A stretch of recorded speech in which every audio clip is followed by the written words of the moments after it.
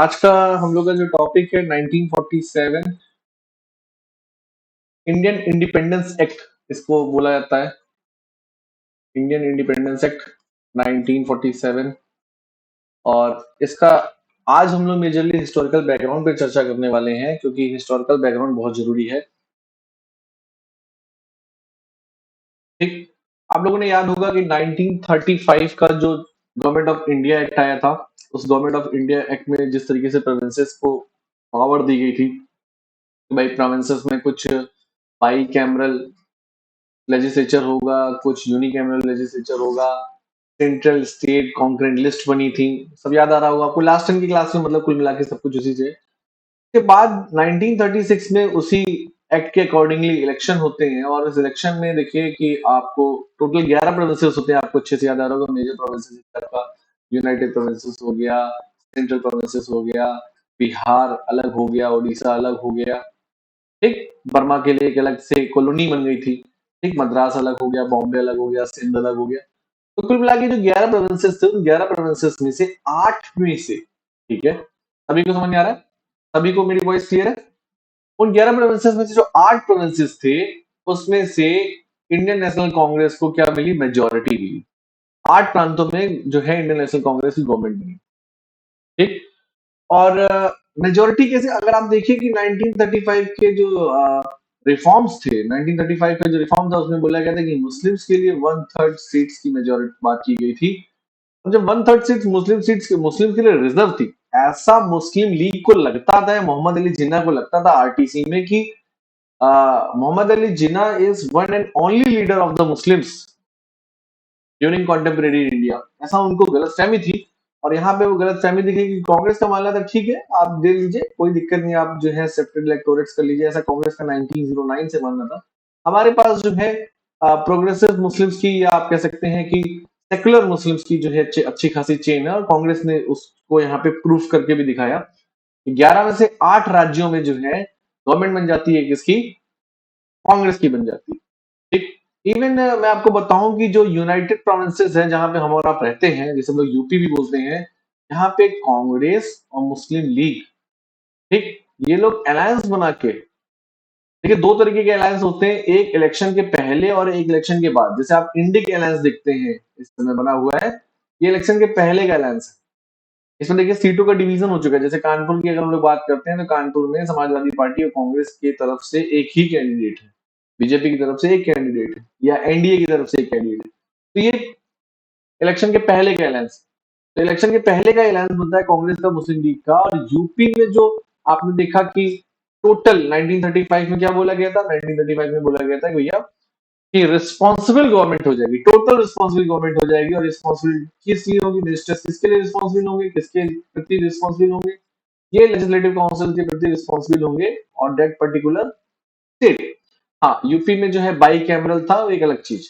यहां तक सबको याद आ रहा है? ठीक, तो इस प्रोविंसेस में जो मिनिस्ट्री बनती है, यहाँ पे जब चूंकि देखिए मिनिस्टर्स रिस्पॉन्सिबल है किसके लिए?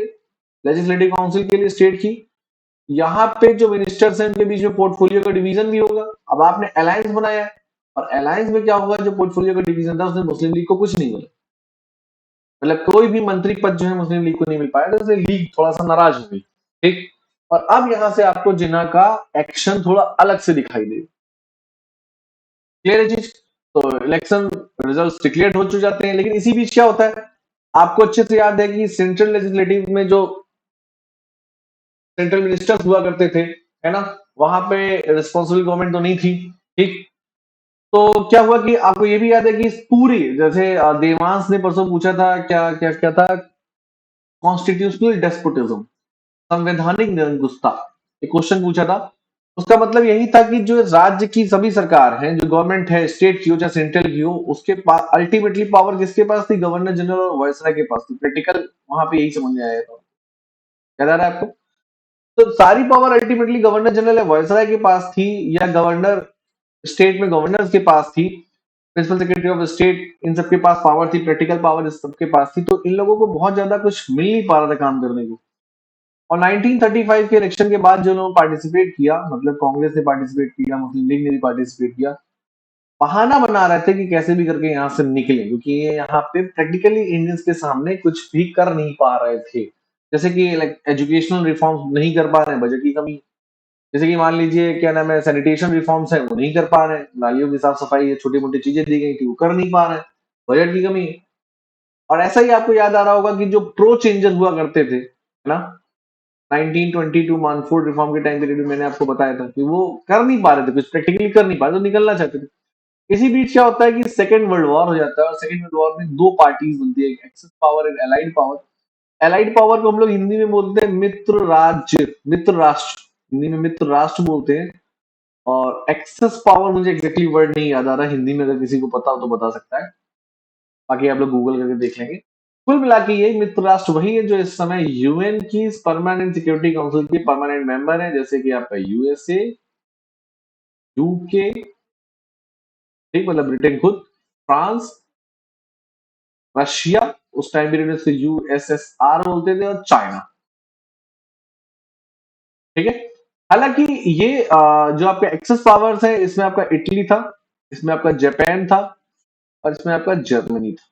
ठीक। बहुत ज्यादा वर्ल्ड हिस्ट्री में हमको नहीं जाना, लेकिन आप ये समझ लीजिए कि स्टार्टिंग में इटली का क्लैश हो जाता है फ्रांस से। और यूके के बारे में मैं, या ब्रिटेन के बारे में मैं आपको बता चुका हूं कि इंग्लिश चैनल से ब्रिटेन जो है वो यूरोप से अलग है।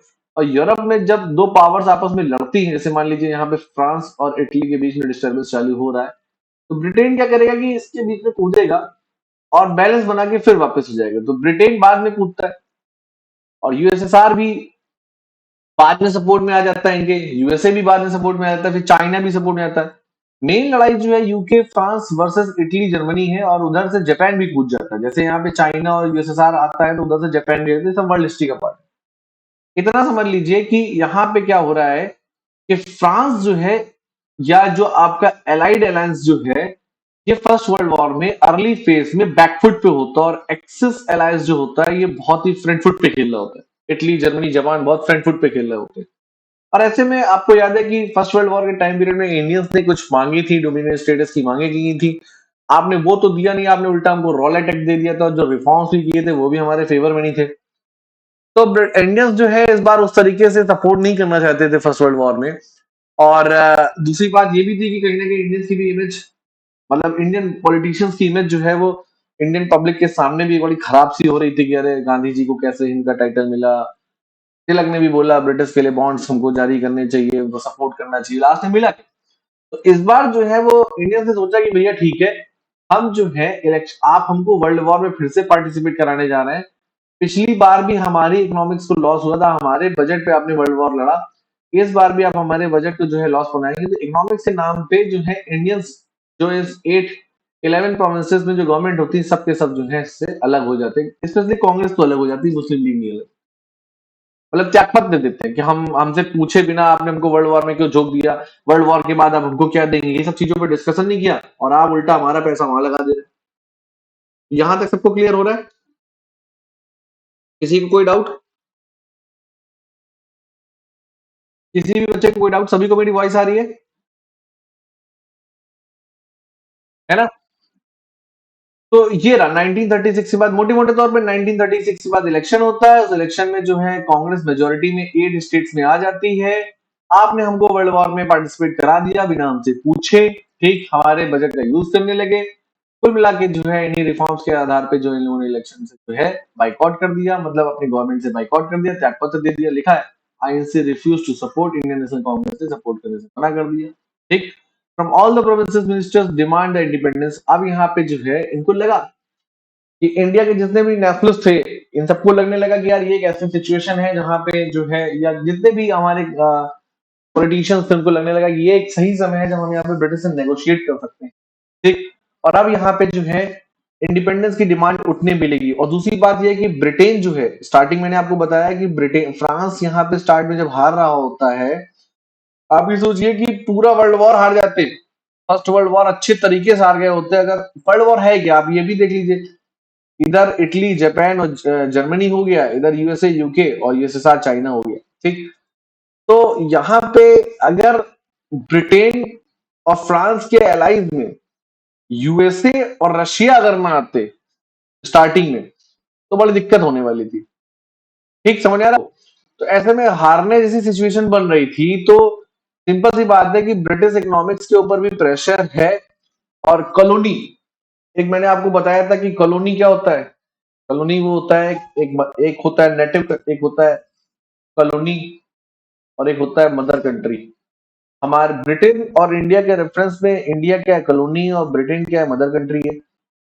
मदर कंट्री के फेवर में या कोलोनाइज्ड कंट्री के अगेंस्ट जो कंट्री कॉलोनी बना रही है, जो कोलोनाइज्ड कंट्री है उसके सारे के सारे, या उपनिवेश बना हुआ जो देश है उसके सारे के सारे इकोनॉमिकल सोर्सेस को ये जो मदर कंट्री अपने हिसाब से यूज करती है, इसको कॉलोनी बोलते हैं। और एक कार्ल मार्क्स का बहुत ही फेमस स्टेटमेंट है कि जो कॉलोनी या उपनिवेश होते हैं वो एक पके हुए फल की तरीके होते हैं। जैसे कच्चा फल होता है, कि मान लीजिए एक ट्री है, इसमें कच्चा फल टंगा हुआ है, आम टंगा हुआ है। धीरे धीरे आप इसके ऊपर प्रेशर बना रहे हैं, मतलब प्रेशर कैसे, सूरज की रोशनी पड़ रही है, तप रहा है, गर्म हो जा रहा है, और ये आम पक गया। आम जब पक जाता है तो इतना वेटेड हो जाता है कि एक टाइम आता है कि इसको पेड़ से अलग होना ही पड़ेगा, नीचे गिर जाएगा। ये एक जनरल चीज आप लोगों ने देखी भी होगी। तो उपनिवेश क्या होता है, एक फल की तरीके होता है। कॉलोनी जो होता है एक फल की तरीके होता है, और एक बहुत प्रेशर के बाद उसके अंदर इतना ज्यादा वेट हो जाता है, एग्रेशन हो जाता है कि जो मदर कंट्री है जिसने इसको अभी तक होल्ड कर रखा है उसको उससे अलग होना ही पड़ेगा। हमारे यहाँ क्या हो रहा है, देखिए, यूएसए और यूएसएसआर, चाहे आप ब्रिटेन को देखिए चाहे आप फ्रांस को देखिए, ब्रिटेन ने क्या कर रखा है, पूरी दुनिया में बहुत सारी कॉलोनी बना रखी है। फ्रांस ने भी बहुत सारी कॉलोनी बना रखी है। इटली की अगर हम लोग बात करते हैं, पहुंचिए कहाँ, 1498 पे आप अच्छे से याद करिए, तो वास्को ड गामा इंडिया आया। वास्को डी गामा जब इंडिया आया तो जो वेस्टर्न, ये जैसे मान लीजिए यूरोप है, ठीक है, ये रहा इटली, ये ईस्टर्न यूरोप रहा, ये वेस्टर्न यूरोप रहा। यहाँ पे आपको फ्रांस दिख रहा है, यहाँ पे आपको ब्रिटेन दिख रहा है। तो दुनिया में जो वास्को डी गामा ने जो ग्लोबल इन्वेंशन किया, एक ज्योग्राफिकल टूर जो ढूंढा इंडिया जाने का, उससे हुआ ये कि जो वेस्टर्न यूरोपियन कंट्रीज हैं, ये आपका वेस्टर्न यूरोप हो गया, ये आपका सेंट्रल यूरोप, ईस्टर्न यूरोप हो गया, ठीक है, ये सेंट्रल यूरोप। तो आपको अच्छे से याद आ रहा था कि इटली क्या कर रहा था, इटली यही कर रहा था कि जहां से जो अरेबिक प्रोडक्ट लेके आते थे इटली को देते थे, और इटली इसको पूरे वेस्टर्न यूरोप में महंगे से बेचता। उस टाइम पीरियड में इटली एज भी था, लेकिन इटली के साथ प्रॉब्लम ये हो गई कि इटली ने कभी भी ज्योग्राफिकल इन्वेंशन पे फोकस नहीं किया। दैट्स वाई इटली जो है वो हमेशा बैकग्राउंड पे चला। कोलोनाइ को, वो जो है बहुत सारी कॉलोनी नहीं बना पाया, कोलोनाइजेशन नहीं कर पाया। ये फ्रस्ट्रेशन है इटली की, और ये जर्मनी की भी फ्रस्ट्रेशन। ठीक, जापान, जब यूएसए आजाद होता है 1780 के बाद, जब यूएसए आजाद होता है तो यूएसए में भी एक फ्रस्ट्रेशन होती है कि भैया हमको कॉलोनी बनाया गया था। अब चूंकि यूएसए पावरफुल कंट्री बनने जा रहा है 1800 तक आते आते, तो यूएसए ने क्या किया कि वेस्टर्न, अपने वेस्टर्न कोस्टल एरिया से पैसिफिक ओशन को पार करते हुए और जापान को यहाँ पे कॉलोनी बनाने की कोशिश यूएसए ने की। हालांकि जापान ने बहुत तगड़ा जवाब दिया यूएसए को, और धीरे धीरे जापान जो है पावरफुल कंट्री बन के बाहर निकल के आया। तो जापान इस फ्रस्ट्रेशन के कारण कूद रहा है, मतलब जैसे मान लीजिए आज हम ब्रिटेन के ऊपर अटैक कर दें, कुछ ऐसा। तो ये सब चीजें, अब यूएसए और यूएसएसआर की अगर हम लोग बात करते हैं, चाइना इसलिए क्योंकि चाइना के बगल में जो नेबरिंग कंट्री जापान, वो उसके ऊपर कब्जा कर सकता है। चाइना का काफी एरिया जो था उसके ऊपर जापान ने कब्जा कर रखा था, तो चाइना का कूदना एक अलग लाजमी कारण। ठीक, अब हम यहाँ, वैसे चाइना बहुत ही, मतलब असल में मैंने चाइना वर्ड यहाँ पे गलत यूज कर दिया। एक्चुअली जो एलाइज कंट्रीज थे उसमें ये चार ही थे। बाद में जो है यूएन की परमानेंट सिक्योरिटी काउंसिल में चाइना आ गए, लेकिन चाइना एक दबे स्वर में पीछे कहीं ना कहीं जापान के अगेंस्ट खड़ा हुआ था। अब यूएसए और यूएसएसआर को क्या दिख रहा है कि भैया आपने, ब्रिटेन ने और फ्रांस ने क्या किया, पूरी दुनिया में बहुत बड़ी कॉलोनी बना ली, बहुत सारा पैसा लूट लिया, और बहुत बड़ी मार्केट पे कब्जा कर लिया। और मैंने आपको बताया था कि इंडस्ट्रियल रिवॉल्यूशन जब चालू होता है, ठीक है, इंडस्ट्रियल रिवॉल्यूशन, जब मैंने आपको हिस्ट्री का सिलेबस भी बताया तभी मैंने आपको बताया था कि इंडस्ट्रियल रिवॉल्यूशन पहले ब्रिटेन में चालू होता है, फिर वेस्टर्न यूरोप में चालू, और इधर यूएसए में चालू हो गया होता है।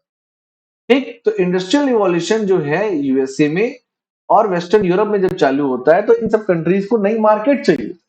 यूएसए और रशिया में भी इंडस्ट्रियल रिवॉल्यूशन चालू हो गया होता है, तो उनको एक नई मार्केट चाहिए। तो वो एक प्रेशर बना रहे हैं किसके ऊपर, ब्रिटेन के ऊपर, कि भैया ऐसा है, इंडिया को आजाद करो और यहाँ की मार्केट में हमको भी कुछ ना कुछ चाहिए। और आप देखिए कि आफ्टर इंडिपेंडेंस जो है पाकिस्तान यूएसए के फेवर में चला जाता है, और इंडिया बहुत समय तक, इंदिरा गांधी के तमाम जमाने तक न्यूट्रल रहता है, लेकिन इंदिरा गांधी के टाइम पीरियड तक आते आते वो यूएसएसआर के खेमे में चला। क्या यहाँ तक सभी को क्लियर हो रहा है, किसी को कोई डाउट तो नहीं है? मैं आपको ये बताने की कोशिश कर रहा हूं कि ये जो एलाइज कंट्री है वो भी प्रेशर बना रही है किसके ऊपर, ब्रिटेन के ऊपर, कि भैया ऐसा है कि वर्ल्ड वॉर में जो है हमको कुछ चाहिए, आपको इंडिया को हमारे फेवर में लेना पड़ेगा, इंडियंस को फेवर में लेना पड़ेगा। और जब इंडियंस देखते हैं कि यार ये लोग हमारा फेवर में ले रहे हैं, तो क्यों ना इन तक भी हमारी बात पहुंचे, यूएसए तक भी बात पहुंचे, यूएसएसआर तक भी बात पहुंचे। इधर जो एलाइड कंट्री एक्सिस पावर्स है, जैसे आपका इटली है, जर्मनी है, हिटलर से देखिए सुभाष चंद्र बोस भी मिलने जाते हैं, आप लोगों को पता होगा। ठीक, जापान में भी सुभाष चंद्र बोस जाते हैं, है ना, जापान में भी सुभाष चंद्र बोस जाते हैं, आईएनए बनाते हैं, इंडियन नेशनल आर्मी बनाते हैं, हालांकि वो सिंगापुर में बनाते हैं लेकिन जापान के तोजो के हेल्प से बना रहे होते हैं। यहाँ तक सबको समझ आ रहा है कि इंडियंस जो है अभी इस अपॉर्चुनिटी कॉस्ट को इस बार छोड़ना नहीं चाहते। क्या ये चीज सबको क्लियर हो गई है कि 1936 में इलेक्शन होता है 1935 के प्रोविजन से। उस इलेक्शन के बाद जो है 1935 में जो इलेक्शन का रिजल्ट आता है उसमें 11 प्रोविंसेस में से 8 में कांग्रेस आती है। उधर वर्ल्ड वॉर चालू हो जाता है और वर्ल्ड वॉर चालू होने के साथ साथ जो पावर्स इसमें कूद रही है उन पावर्स के साथ इंडियंस भी कम्युनिकेट करना चाहते हैं और ये पावर्स भी चाह रही है कि इंडिया इसमें पार्टिसिपेट करे। और इंडियंस ने क्या किया कि आपने हमसे बिना पूछे वर्ल्ड वॉर में हमको झोंक दिया, पिछली बार की तरीके आपने कुछ चर्चा भी नहीं करी और आपने बिना पूछे झोंक दिया, तो हम यहाँ से इलेक्शन से बाइकआउट कर रहे हैं। आई होप यहाँ तक सबको क्लियर हो गया होगा, सभी को मेरी वॉइस क्लियर है, सबको क्लियर हो रहा है ये, किसी को कोई डाउट तो नहीं है ना? चलिए, तो आईएनसी ने क्या कर दिया, 1939 में रिजाइन दे दिया। मैंने आपको कल बताया भी था लास्ट वीडियो में कि 1936 से लेके 1939 तक ही ये गवर्नमेंट बनी थी, याद आया आपको? लास्ट वीडियो अगर आपने देखा होगा, लेके लिखा हुआ है अक्टूबर और अब्लिक नवंबर 1939 INC resign, Indian National Congress ने क्या कर दिया, त्यागपत्र दे दिया। और अब वो क्या डिमांड कर रहे हैं, इंडिपेंडेंस की। यहाँ तक सबको क्लियर? और देखिए इसके पीछे और भी कारण है, इसके पीछे और भी कारण है इंडिपेंडेंस के लिए। आपको याद है कि कांग्रेस ने जो है 1928 में जो नेहरू कमेटी थी उस टाइम पीरियड में ही डोमिनियन स्टेटस की मांग की थी। हालांकि नेहरू कमेटी में पंडित जवाहरलाल नेहरू, ठीक, और सुभाष चंद्र बोस ने डोमिनियन स्टेटस का अपोज किया। सुभाष चंद्र बोस ने कहा नहीं, डोमिनियन स्टेटस नहीं। क्यों? क्योंकि आपको यहाँ पे कि इस समय भगत सिंह की फांसी का केस चल रहा था, भगत सिंह के ऊपर केस चल रहा था और भगत सिंह ने क्या बोला था, long live revolution and total independence, आधी अधूरी आजादी नहीं, पूरी आजादी। तो इस समय पंडित जवाहरलाल नेहरू काफी अर्ली एज के थे और सुभाष चंद्र बोस भी बहुत ही युवाओं के नेता हुआ करते थे। तो ये लोग यूथ को अपनी ओर अट्रैक्ट करने के लिए, इंडियन नेशनल मूवमेंट की ओर अपनी तरफ अट्रैक्ट करने के लिए क्या कर रहे हैं कि ये डोमिनियन स्टेटस के अगेंस्ट है। और धीरे धीरे डोमिनियन स्टेटस जैसी बात कांग्रेस ने खुद भी मानना बंद कर दी, ठीक। और 1928 के बाद जो है कांग्रेस ने भी टोटल रिवॉल्यूशन की बात करना चालू कर दी थी, मतलब टोटल इंडिपेंडेंस की बात करना चालू कर दी, ठीक। तो यहाँ पे टोटल इंडिपेंडेंस जैसी डिमांड अब उठने लगती है। इस बैकग्राउंड से आपको अच्छे से क्लियर हो रहा है ना, भगत सिंह वाले बैकग्राउंड से क्लियर हो रहा है। लेकिन ब्रिटिश हमको टोटल इंडिपेंडेंस देने के फेवर में नहीं, हमको डोमिनियन स्टेटस जैसा ही कुछ देने के फेवर में है। और वही पूरी जर्नी चालू होगी कि 1939 से लेके और 1947 तक, ठीक है, यहां तक कांग्रेस, लीग और ब्रिटिश, ये ट्राइपोलर पावर्स है इंडिया में, ठीक। ब्रिटिश क्या देना चाहते हैं, कांग्रेस उससे क्यों सेटिस्फाइड नहीं है, लीग उससे क्यों सेटिस्फाइड नहीं है। लीग का अपना एक अलग टारगेट है, कांग्रेस का अपना एक अलग टारगेट है, ब्रिटिश का एक अपना अलग टारगेट है, डिवाइड एंड रूल का। लेकिन ये हो चुका है कि 1930 1940 तक आते आते, फर्स्ट वर्ल्ड वॉर के, सेकेंड वर्ल्ड वॉर के मिड तक आते आते ब्रिटिश भी ये मान चुके थे कि हमें इनको छोड़ना तो पड़ेगा, लेकिन कैसे छोड़े, क्या करें। यहाँ जो हमारा इनका इन्वेस्टमेंट हुआ है, जो हमने इतना पैसा लगा रखा है, पैसा इन द सेंस जो रेलवे का नेटवर्क सेटअप कर रखा है, जो हमारी चल संपत्ति, अचल संपत्ति उनको कैसे मिलेगी, मतलब कुल मिला के सत्ता का हस्तांतरण कैसे हो। कुल मिला के 1940 से लेके 1947 तक इन सभी चीजों पर चर्चा लगातार चली है, ठीक। इंस्ट्रूमेंट ऑफ एक्सेशन कैसे हो वो हमको देखना होगा। ये हम लोग की प्रोविजंस में देखेंगे, 1947 इंडियन इंडिपेंडेंस एक्ट में देखेंगे। लेकिन उसके पहले में सारा हिस्टोरिकल बैकग्राउंड देखा, ठीक। आई होप यहां तक सबको क्लियर हो गया होगा। सबको क्लियर तो मैं आगे बढ़ूंगा, अगर कोई डाउट है तो बताएं, आगे बढ़े। सिर्फ एक ही बच्चा बोल रहा है, ठीक है। अब देखते हैं मार्च 1940 में क्या होता है। मार्च 1940 में होता है भैया कि आपकी जो मुस्लिम लीग है वो अपना एक फॉर्मूला रख देती है। क्या? देखिए, 1933 में सबसे पहले पाकिस्तान जैसा वर्ड जो है 1933 में थर्ड राउंड टेबल कॉन्फ्रेंस जो होती है, लेकिन मैंने आपको बताया था कि फर्स्ट, सेकेंड और थर्ड में डॉक्टर अंबेडकर तीनों में पार्टिसिपेट करते हैं, गांधी जी सिर्फ सेकेंड में पार्टिसिपेट करते हैं और जिन्हा जो है सेकेंड और थर्ड में participate। तो थर्ड राउंड टेबल कॉन्फ्रेंस में एक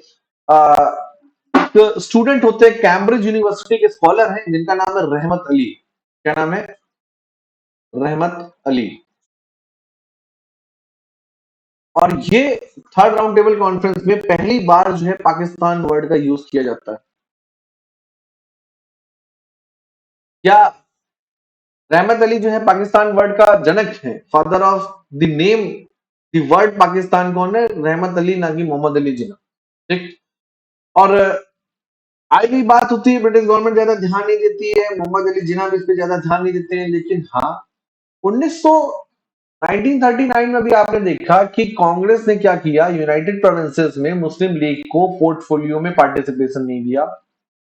और क्या होता है कि मोहम्मद अली जिन्ना क्या करते हैं, पीरपुर के राजा होते हैं। राजा मतलब ऐसा राजा नहीं जैसे जो है प्रिंसली स्टेट हुआ करता है। ब्रिटिश टाइम पीरियड में क्या हुआ करता था, जो जमींदार हुआ करते थे उनको भी राजा का टाइटल मिलता था। ठीक है। तो पीरपुर के जो राजा होते हैं उनकी हेडशिप में मोहम्मद अली जिन्ना एक पैम्पलेट लिखवाते हैं, एक बुक लिखवाते हैं, एक तरीके से छोटी सी मैगजीन टाइप की, जिसका नाम है Muslim suffering under Congress rule in India. Muslim suffering under Congress rule in India. और इन 8 स्टेट्स में जहां जहां कांग्रेस की गवर्नमेंट बनती है, वहां पे मुस्लिम्स के साथ क्या क्या इश्यूज आ रहे हैं वो यहाँ पे लिखे जाते हैं। बाकी के जो 3 स्टेट्स हैं, जैसे कि आपका सिंध हो गया और बंगाल हो गया, जो आजकल का बंगाल है जिसमें वेस्ट बंगाल, ईस्टर्न बांग्लादेश दोनों है, यहाँ पे जो है मुस्लिम मेजोरिटी गवर्नमेंट होती है, लेकिन लीग कहीं मेजोरिटी में नहीं होती, ये भी जान लीजिए। मतलब नॉन कांग्रेस मुस्लिम्स की मेजोरिटी होती है, गवर्नमेंट होती है प्रोविंस। तो 8 प्रांतों के लिए ये एक रिपोर्ट बनाई जाती है। और ऐसा मान के लीजिए कि जैसे कि छोटे छोटे इंसिडेंट के लिए, जैसे मान लीजिए आप लोगों ने भी देखा होगा कि फॉर एग्जाम्पल गुजरात में ऐसा हुआ कि एक व्यक्ति है जिसकी बारात निकल रही है और वो घोड़े पे बैठा है, तो वहां के लोग नाराज हो गए कि तुम इस क्लास के हो या एक डिप्रेस क्लास से आते हो, इसलिए तुम घोड़े पे नहीं बैठ सकते। तो लोगों ने उसको पीट दिया, मार दिया लोकल के लोगों। तो इसके लिए भी रिस्पॉन्सिबल गवर्नमेंट नहीं है, इसके लिए रिस्पॉन्सिबल उस एरिया का जो लॉ एंड ऑर्डर मेंटेन करने वाले जो सक्षम अधिकारी हैं, डीएम है, एसएसपी हैं। और प्राइमरी लेवल के ऊपर एक्शन भी उन्हीं लोगों के लिए लिया जाता है। गवर्नमेंट ये जरूर रिस्पॉन्सिबल हो सकती है कि क्या गवर्नमेंट इस अप्रोच के साथ आगे चल रही है। अगर अप्रोच के साथ आगे चल रही है तो गलत है, लेकिन अगर गवर्नमेंट इस अप्रोच के साथ नहीं है, कहीं भी कोई इंसिडेंट हो जाता है तो हर चीज के लिए गवर्नमेंट जिम्मेदार है। रोड पे अगर किसी का एक्सीडेंट हो जाता है, उसको आप एक कम्युनल डायरेक्शन दे दें। देखिए, किसी बच्ची का अगर रेप होता है तो रेप गलत है, लेकिन रेप होते समय अगर रेपिस्ट का रिलीजन देखा जाए, बच्ची का रिलीजन देखा जाए, या रेपिस्ट की कास्ट देखी जाए, बच्ची की कास्ट देखी जाए, और उसको एक कास्ट या रिलीजन का नैरेटिव देख के दिया जाए तो वो गलत है। तो ये कुछ कुछ यहाँ पे जो पीरपुर के राजा का जो पैम्पलेट है, Muslim suffering under Congress ruling in India, ये कुछ कुछ वैसा ही है। इसको जो जबरदस्ती कास्ट का एक या रिलीजन का एक जो है पैजामा, एक जामा पहनाने वाला जैसा चीज। आई होप यहाँ तक सबको क्लियर हो गया। किसी कोई डाउट? तो कुल मिला के जो है 1940 तक आते आते जो रहमत अली का जो कॉन्सेप्ट था पाकिस्तान का, उसको जैसे आपने देखा कि आप लोगों ने 1885 से लेके और 1947 तक कांग्रेस की एक लिस्ट बना ली होगी, कहीं ना कहीं आपको मिल जाएगी, नहीं मिली होगी तो मैं शेयर कर दूंगा कि किस टाइम पीरियड में कौन सी कांग्रेस कहाँ हुई, कौन सी कांग्रेस का चेयरमैन कौन था। ठीक, अच्छा मैं किसी दिन एक वो पीडीएफ को खुद ही यहाँ पे शेयर करके डिस्कस कर लूंगा। ठीक, वो बहुत जरूरी है आपके लिए प्रीलिम्स के पॉइंट ऑफ व्यू से। उसी तरीके से लीग भी अपनी मीटिंग्स करती थी, अपनी सीटिंग्स करती थी। तो क्या हुआ, 1940 में आपका लाहौर रेजोल्यूशन जो है मुस्लिम लीग का आता है, और यहाँ पे जो है मुस्लिम लीग जो है पाकिस्तान की डिमांड करती है, जिन्ना का भाषण आता है। ठीक, यहां तक सबको क्लियर हो गया। और इस पैम्पलेट को रखते कौन है? बंगाल के जो उस टाइम पीरियड में जो सीएम हुआ करते थे, उनका नाम हुआ करता था एके फजल। एके फजल ने प्रस्ताव रखा मुस्लिम लीग के मंच में, एके फजल ने, कि पाकिस्तान नाम का एक देश होना चाहिए। ठीक। और इस प्रस्ताव का समर्थन कई लोगों ने किया, जैसे अब्दुल गफूर हजारवी हो गए, मौलाना जफर अली खान हो गए, काजी ईशा हो गए। तो ये सब हिस्ट्री की चीजें हैं, मतलब वहां पे हमको बहुत ज्यादा डिटेल में नहीं जाना है। मैं बस आपको ये बता रहा हूँ कि यहाँ पे जो है टू नेशन थ्योरी का कंसेप्ट आ गया। भाई सीधी सी बात है, जो इलेक्शन में 1933 तक उन्होंने आरटीसी में डिमांड रखी कि भाई हमको वन थर्ड रिप्रेजेंटेशन मिलना चाहिए। आरटीसी के पहले 14 डिमांड्स लेके आए थे, मैंने आपको लास्ट वीडियो में बताया था। और 1935 के एक्ट में वन थर्ड रिप्रेजेंटेशन की डिमांड एक्सेप्ट भी किया गया, लेकिन वो डिमांड फुलफिल होते हुए नहीं दिख रही है एक्चुअली में। वो टोटल इंडिया की जो टोटल मुस्लिम पॉपुलेशन है इस टाइम पीरियड तक, 1933 से लेके और 1940 तक, 1936 का जब इलेक्शन हुआ, तो जो मुस्लिम पॉपुलेशन थी वो मुस्लिम अपने जिन्ना को लीडर नहीं मान रही थी टोटल। उसमें कुछ पॉपुलेशन ऐसी भी है जो वोट दे रही है, अदरवाइज कांग्रेस कैसे 8 राज्यों में आ रही है, नहीं आ सकती थी। अब यहाँ पे उनको कुछ जो है कम्युनल एक्शन लेना पड़ेगा। मैंने आपको बताया था कि मोहम्मद अली जिन्ना के लाइफ को हम 3 पार्ट में डिवाइड करते हैं, पॉलिटिकल लाइफ को। पहला कि वो भाई बहुत एक्सट्रीमिस्ट लेवल के जो है एक नेशनलिस्ट है, प्रखर राष्ट्रवादी हिंदू मुस्लिम एकता के अग्रदूत है, जिसमें आपने जो है लखनऊ पैक्ट देखा, तिलक जिन्ना पैक्ट देखा। फिर जो है वो 1920 में थोड़ा नाराज हो जाते हैं, चले जाते हैं, फिर वापस आते हैं। अब वो यहाँ पे थोड़ा सा पॉलिटिकल डिस्टर्बेंस फैलाने की कोशिश कर रहे हैं। 1933 में आपने देखा, आरटीसी में देखा, पॉलिटिकल डिस्टर्बेंस फैलाने की कोशिश करी। उनको लगा कि इससे हमें जो है पावर मिल जाएगी, हम कांग्रेस के बराबर बात करने के हकदार हो जाएंगे। लेकिन अब यहाँ पे क्या दिख रहा है कि चूंकि जब 1936 से इलेक्शन होते हैं और वो पावर नहीं मिल पाती है ना, वो रिप्रेजेंटेशन मुस्लिम लीग को नहीं मिल पाता, तो अब वो कम्युनल डिस्टर्बेंस की ओर बढ़ रहे हैं। अब कम्युनल डिस्टर्बेंस क्या है कि पाकिस्तान एक टू नेशन थ्योरी, कि भैया हिंदू और मुस्लिम जो है वो पूरी तरीके से दो अलग आइडेंटिटी है, जिनकी अपनी एक अलग हिस्ट्री है, जिनकी अपनी एक अलग लिटरेचर है। ये दोनों एक साथ नहीं रह सकते हैं। एक अलग स्टेट होना चाहिए, और एक अलग स्टेट होगा वहां पे जो है इन सारी चीजों को फुलफिल किया जाएगा। और एक गजब से देखने की चीज है, यहाँ पे टू नेशन थ्योरी को जो एक्सेप्ट कर रहे हैं मोहम्मद अली जिन्ना, वो बता रहे हैं कि हिंदू मुस्लिम दो अलग अलग आइडेंटिटीज हैं, दो आइडेंटिटीज एक साथ नहीं रह सकती हैं, और दोनों ही आइडेंटिटीज में जो है एक अलग अलग हिस्ट्री है, दोनों का अलग अलग लिटरेचर है। तो फिर ये बताइए कि जब देश का विभाजन हो जाता है, तो एक अलग से देखने की चीज है कि मोहम्मद अली जिन्ना भी बोलते हैं कि पाकिस्तान में आप कहीं भी रह सकते हैं, किसी भी तरीके की पूजा या किसी भी तरीके की जो है चीजों को कर सकते हैं। सीधी सी बात है कि अगर आपने किसी स्टेट का फॉर्मेशन एक रिलीजन बेस पे किया या कराया 1940 से लेके, आप 1940 से जो पाकिस्तान का लाहौर रिजोल्यूशन है 1947 तक आप लगातार कम्युनल डिस्टरबेंस फैला रहे हैं, और 1947 14 अगस्त 1947 को आप ये बोल रहे हैं कि भैया Pakistan will be a secular state, तो कैसे हो जाएगा? क्योंकि 1940 से लेके 1947 तक जो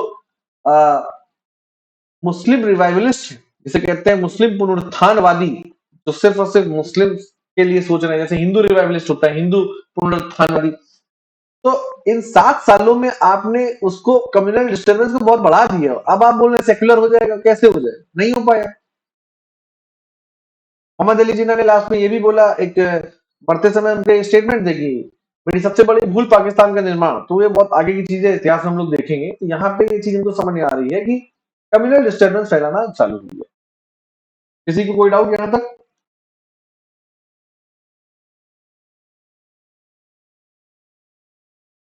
टू नेशन थ्योरी के बिहाफ पे पाकिस्तान का वर्ड एक्सेप्ट किया गया। अगर पाकिस्तान वर्ड की व्याख्या करते हैं तो यहाँ चर्चा तो नहीं करनी चाहिए, क्योंकि हम लोग इसमें हिस्ट्री क्लास नहीं पढ़ा, लेकिन हाँ, पाक का मतलब होता है शुद्ध, या आप कह सकते हैं पवित्र स्थान। आपको पता ही है, पवित्र स्थान एक तरीके से, ठीक। हाँ, लोग कुछ लोग इसकी डिफिनेशन इसी तरीके देते हैं, P for Punjab, A for Afghanistan का कुछ एरिया, के फॉर कश्मीर, और इन सबको मिला के बनता है पाकिस्तान। ऐसे कुछ लोग इसकी अलग से डिफिनेशन देते हैं, हालांकि ये अप्रूव डिफिनेशन नहीं है, डिफिनेशन वही है जो मैंने अभी आपको बताया। तो इसके बाद क्या होता है कि भैया अब यहाँ तो समझ में आ गई, भैया हिंदू और मुस्लिम्स को आइडेंटिटी को लेके, टू नेशन थ्योरी को लेके जो है डिस्टर्बेंस बहुत ज्यादा हो चुका है। और वर्ल्ड वॉर के टाइम पीरियड में एक चीज तो यहाँ पे ये क्लियर हो चुकी है कि वर्ल्ड वॉर के टाइम पीरियड में ब्रिटिश से नेगोशिएट करने के लिए इंडियन नेशनल कांग्रेस, जो कि 8 राज्यों में बहुमत में है, और मुस्लिम लीग, जो कि 3 राज्यों में, एक 3 में से एक भी राज्य में बहुमत में नहीं है, हर जगह गठबंधन के साथ है, किसी न किसी के साथ, लोकल मुस्लिम जो पार्टीज हैं। जैसे कि जैसे आपने अभी बोला, जो पाकिस्तान वर्ड है, जिसको मैं आपको बताऊंगा, पाकिस्तान वर्ड जो है वो आपके चौधरी रहमत अली जो थे, ये आपके पंजाबी मुस्लिम राष्ट्रवादी पार्टी हुआ करती थी, ये उसके लीडर थे। लेकिन आइडियोलॉजिकली सेम थे, तो एक साथ खड़े हो गए। जैसे आप देखिए इंडियन अलायंसेस में या एनडीए अलायंस में, इंडियन अलायंस जो है वो मान के चलिए कि वो बोलता जरूर है कि जो है देश में लोकतंत्र खतरे में, हमें हमको एक साथ होना चाहिए, लेकिन बेसिक अप्रोच ये है कि वो एंटी मोदी है, या मोदी जी से उनको इशू है, और उनको लगता है कि मोदी जी जो है वो दोबारा अगर आगे तो उनके लिए चैलेंज बन जाएगी, तो वो एक साथ। एनडीए अलायंस है, एनडीए अलायंस को ऐसा लगता है कि जो हमको फिर से गवर्नमेंट लानी है, तो मतलब कुल मिला के एनडीए अलायंस में भी आपका अपना दल है, जेडीयू है, पावर में रहना चाहते हैं, तो वो एक साथ, मतलब एक एक कॉमन अप्रोच है। इसलिए यहाँ पे अलायंस, यहाँ पे जो है 3 राज्यों में मुस्लिम लीग अलायंस में। लेकिन फिर भी क्या है कि पाकिस्तान की डिमांड जो है वो बहुत चर्चा में है, लोगों के साथ चर्चा में है। टू नेशन थ्योरी जो ब्रिटिश, मैंने आपको बताया था 1909 में जो मॉर्ले मिंटो एक्ट आया, सेपरेट इलेक्टोरल सिस्टम, मॉर्ले ने बोला था हमने सांप के दांत जो है बोए हैं, तो जहर की फसल लहराएगी, तो वो आप सब यहाँ दिख। ये आपको फोर्थ सेमेस्टर की जो सेकेंड लास्ट यूनिट है, कम्युनल डिस्टर्बेंस या communalisation of India during national movement, ऐसा करके एक टॉपिक है बीए में, ये उसके लिए सब इंपॉर्टेंट है, वहां पे भी आपके काम आ सकता है। ठीक, यहां तक सबको क्लियर हो रहा है? तो ब्रिटिश यहाँ पे, अब ब्रिटिश के लिए, ब्रिटिश के सामने दो ऑप्शन है, दो लोगों से बात करनी पड़ेगी। ठीक, अभी तक आपने क्या देखा कि मोहम्मद अली जिन्ना ने 1920 से लेके 1933 तक आरटीसी में पार्टिसिपेट किया, मुस्लिम्स के लिए, मुस्लिम्स के लिए, वो उनको कुछ नहीं हुआ है। लेकिन जैसे ही इन्होंने कम्युनल एक्शन लेना चालू कर दिया, वो तुरंत यहाँ पे जो एक बड़ी पार्टी बन गई डिस्कशन के लिए। तो यहां तक सबको क्लियर हो गया? किसी को कोई डाउट?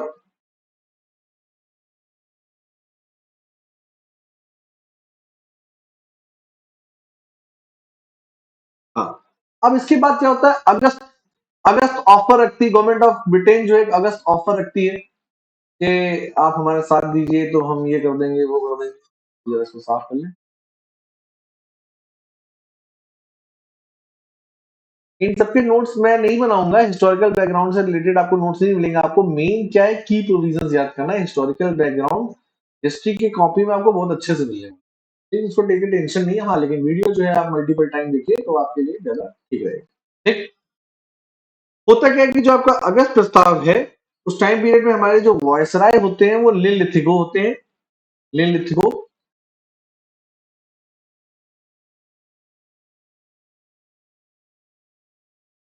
इंडिया के।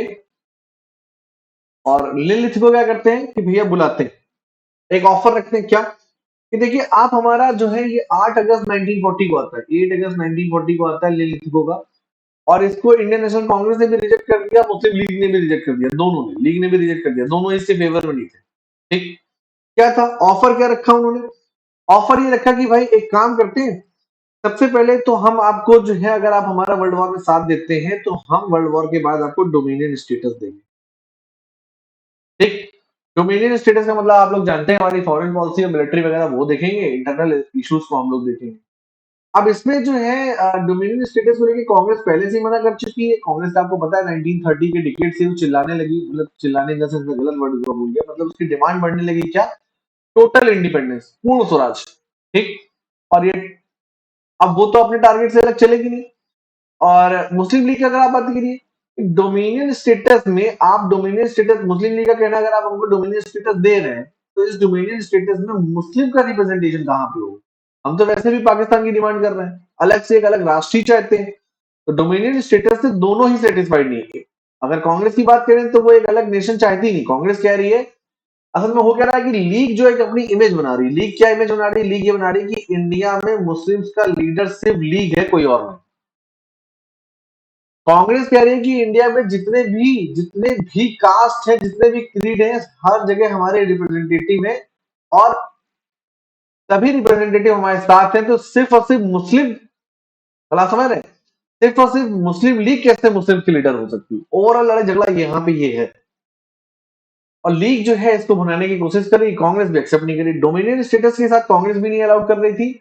लीग का एक अपना रीजन है, पाकिस्तान की डिमांड थी, तो डोमिनियन स्टेटस अगर वो एक्सेप्ट कर लेती तो लीग जाती कहाँ? तो डोमिनियन स्टेटस की डिमांड को लेके एक इशू था। एक एक इन्होंने ये ऑफर दिया कि हम जो है एक वॉर एडवाइजरी कमेटी बनाएंगे। इसमें मुस्लिम लीग और कांग्रेस को जो है, दोनों को साथ साथ रिप्रेजेंटेशन रखेंगे। वॉर एडवाइजरी कमेटी को लेके दोनों को कोई इशू नहीं था कि हाँ भाई युद्ध के दौरान, दोनों को कोई इशू नहीं था कि एक युद्ध सलाहकार परिषद इसे बोलते हैं, युद्ध। आज ये स्टाइलर घिस गया है, चलिए। अभी को आवाज आ रही है? युद्ध सलाहकार परिषद मतलब वॉर में क्या क्या करना चाहिए, क्या नहीं चाहिए। हालांकि देखिए सीरीज बात है, इंडिया का रूल किससे चला है? 1935 के एक्ट से चल रहा है। ठीक, आपने छोड़ दिया एक अलग बात है, लेकिन अंतरिम गवर्नमेंट तो गवर्नमेंट जनरल के हिसाब से चलती रहेगी। गवर्नमेंट, गवर्नर जनरल आपकी सुनेगा, माने ना माने एक अलग बात है। तो वॉर एडवाइजरी कमेटी को लेके जो है कोई इशू नहीं था, लेकिन सिर्फ वॉर एडवाइजरी कमेटी से दोनों तो सेटिस्फाइड होने वाले नहीं। आप डोमिनियन स्टेटस की बात कर रहे हैं, दोनों ने मना कर दिया। दूसरा, इन्होंने एक बहुत ही एक चीज यहाँ के इसका पॉजिटिव साइन क्या है, अगस्त ऑफर का, लिथिगो ऑफर भी इसको बोलते हैं।